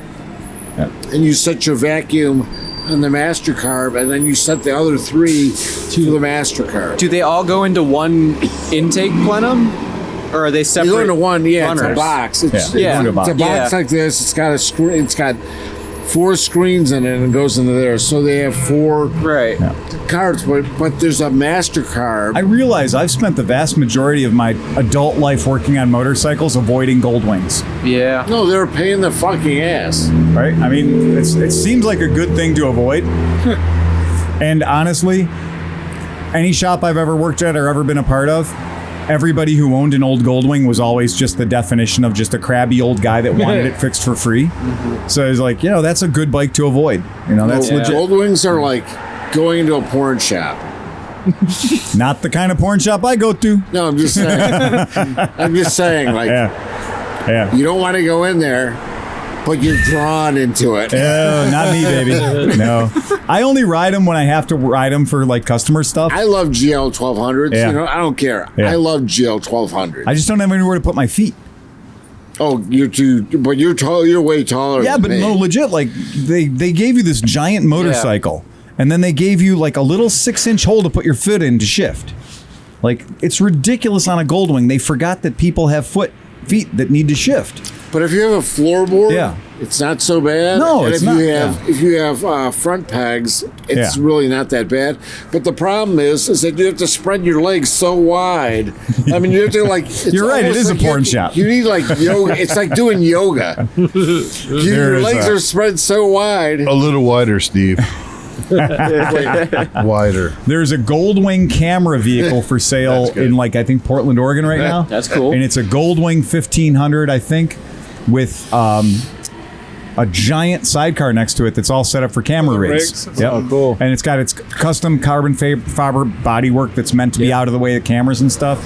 And it's got a back seat that rotates and so you pivots can around. turn around. That's So pretty cool. so they How like I used to watch all the bike racing and stuff. You know, when I was racing bikes. Yeah. And like I wonder how long it takes to get used to being a camera guy that's strapped to a motorcycle riding backwards. Yeah. And then how do you know when to lean? You don't. Like if your eyeball is in the thing, You just don't. Like there must be like a seatbelt just or stay something. tight. Yeah, right. Stay Like, tight. We've all had drunk people on the back of our bikes before. Yeah. I mean, we've all been there. I have been there in my life where I've been like, okay, it's 1 o'clock in the morning. This party's winding down. This bar's getting tired. I'm probably going to think about my exit strategy at this point. And then, Drunky McDrunkerson shows up and she's all like, I don't have any way to go home and my girlfriend's abandoned me. And I was like, can I take a ride home on your motorcycle? And you're like, little devil on your shoulders, like, you can take her home, man. That'll be fun. That'd be Ride that cool. bitch. Put her on the back of your bike. What you gonna do? This will be fun. Yeah, but then she's leaning this way. You're leaning that way. She's leaning this way. Every time Not if they she's always drunk lean enough. the opposite way. I'm And telling it's you like, what right the now, fuck? there is nothing worse in the world than a drunk person on the back of your bike leaving the bar at 1:30 in the morning when you're like 20% less drunk than they are. It is the worst thing in the world because you're trying to hold your shit together. But meanwhile, you've got literally a drunk wildebeest in a burlap bag on the back of your bike who's like vaguely trying to hold on, but is also mostly interested in like, can you believe those fucking people hit? Like, and then they did this, and then so and so puked and fell down. I was like, that was you. Yeah, you're not. That's not cool. That's great. Now, where do you live? Somewhere around here. Yeah. Wait, the Funhouse was formerly called Spitfire. Yeah. Riding Home from the Spitfire. It's literally 93 seconds from your house. It's not far, It's not far. but I had a couple times, not Yeah. one, Yeah. more than one time. Oh yeah. Trying to get from the Spitfire to my house was very dangerous. It was like, And the street that your house is off of from the Spitfire Not is difficult. the sneaky way to go back. Like not even difficult. it is the street everybody takes to avoid police. I mean, I left the Spitfire. Right. I'm going to admit it. I was drunk as fuck. But I knew I was drunk as fuck. Right. And I'm like, oh boy. You're behaving. Yeah. Oh boy. Yeah. And I got on the bike and it was everything I could do was like, holy shit, the laws of physics are not existing. Please don't. I'm like, I'm being drawn into the curb. What I'm bike like, was this? Oh, Any I think like my bike. Four of them. CB750. Yeah. Like, Centripetal acceleration is your friend. Yep. Yeah. But it just Yeah, keep those wheels from wanting to go that way. Right. Keep them going that way. I was blinking and trying to hold my eyes open to see the road. Oh, my fucking, like, holy shit! Yeah. Like, bike, please take me home. You're fired. Yeah. I thought that's the first test. You have to go to a bar and make it home on your bike. Oh man, There's nothing worse when you're leaving a bar on a bike and you're squinting with one eye and you're still seeing double. Oh, gee. yeah. Oh my god. I'm like, that's horrible. It is the I don't need to strangest do thing that that anymore. alcohol and motorcycles have been so closely linked in society. Like, you know, who sponsors every motorcycle rodeo thing? Like MGD, right? Like, you know, this is sponsored. The motorcycle barrel racing is sponsored by Jack Daniels. Who the fuck thought that idea? Shouldn't it be Because when you're sponsored by, drunk- like, you know, vegan burgers or something, or something You don't smart? tense up. Hemorrhoid pills? And when you crash, Yeah. you tend not to get hurt when you. But that's not why whiskey should be a sponsor of the event, for fuck's sake. All I can say They're is- trying to help you. All I They're can trying say to is save you. I'm very thankful that I do not get whiskey throttle when I'm drunk on the bike. It was like it was all I could do to coax myself to go the speed limit so I didn't get pulled over for going too fucking slow. Oh my And you'd God. think like at that point you'd just be like, just fucking pull over, jump off the bike and walk home. I'm fucking Yeah. But you want to get the bike home. You're like, you know, Oh, you know, I it's shouldn't leave the bike here. That would be dangerous. like, you know. Really? That would be dangerous. Look at who's driving it. That bike is going to be safer in that guy's driveway you don't know than it is with your dumbass riding it home. Yeah, Like, I could lose the bike, but then, you know. I have dropped more than one motorcycle when I arrived at my destination and I forgot to put my feet down. Yeah. Like, I mean, I have been that guy before. I've also been the guy that was in a 30-second argument with the side stand, and while I'm trying to figure out the side stand, me and the bike just went over. And I fought it valiantly the whole way down. I'm like, oh, yeah, side stand. So, oh shit, doesn't matter now. So Sunday, Yeah. Yeah, so Sunday we're gonna go out and ride mini Are there bikes. going to be events, or is this just going to be a free for all? I think it's going to be colder than it is right now, so I think we should just kind of just drink our way through it. Yeah. Sorry, it's I off think there road. might be It's a closed more course. attention to keeping a big fire than. Well, no, we can't because then all the fire department shows up. And, Good point. The fire's should going do to it way in the back. It's I gonna say be we way in the send it back. all the way in the back. Well, the first thing we're going to do is we're going to have the gymkhana where every guy on a bike has to carry a cinder block Yeah, right. back to the fire Yeah, pit 'cause they to can't- make the There you fire go. pit. yeah, because can they say anything if you have a pit? Like if No. it's an actual pit? You got a It's fire gonna pit. be, but it's We're talking ridiculous. about an It's like amphitheater. 3 by 3. Meters? Perfect. No, no, 3 What's a cubit? 3 feet by 3 feet. The ark was made out of cubits. Yeah. We just need a trying bunch to of build cubits. a wall. We're going to build The a wall. idea is That's to build right. a wall from Yes. here to the so Yeah. nobody out there can see the fire. That's It not needs, a it needs fire. to be high enough that the ladders from the fire trucks cannot get over. No, we're all the way in the Our back. We idea don't think is- You know the what our would fire idea protect is our to fire turn is a the moat shipping full of containers. fire. Rotate the shipping containers 90 degrees. Oh, okay, now we're gonna rotate shipping containers. No, seriously. What does that thing You can weigh? do that? Do they have a button for that? It's like, those shipping everybody containers have grabs gotten a really hold. advanced. I I'm telling you, get man. telephone poles from the electric department. Oh, we're gonna go Egyptian on this shit. Yeah, and we're gonna go totally Egyptian. Yeah, No, we need 4 seriously. It's chainsaws. gonna be- We need 14 telephone poles. And We need 1,000 those people. inflatable 1,000 slaves. I have We need- 2 I don't have a tractors. chainsaw. I sold it. I know. I'll bring You it. sold It's your fine. You sold your chainsaw? Yeah, I bought it. Oh, I bought his well, chainsaw. bring that. Yeah, because we don't have a chainsaw. We need more slaves. Yeah. That's it. Yeah. The Egyptians had it all figured out. Chainsaws and Rand. slaves. Let's call Rand right No, now. I'm not going to call Rand. earlier What's for our Rand. time? 2 hours and 15 minutes. Oh my God, we were supposed to stop yes. 15 minutes Call ago. Rand. No, we're gonna close this fucker out and get this fire going better.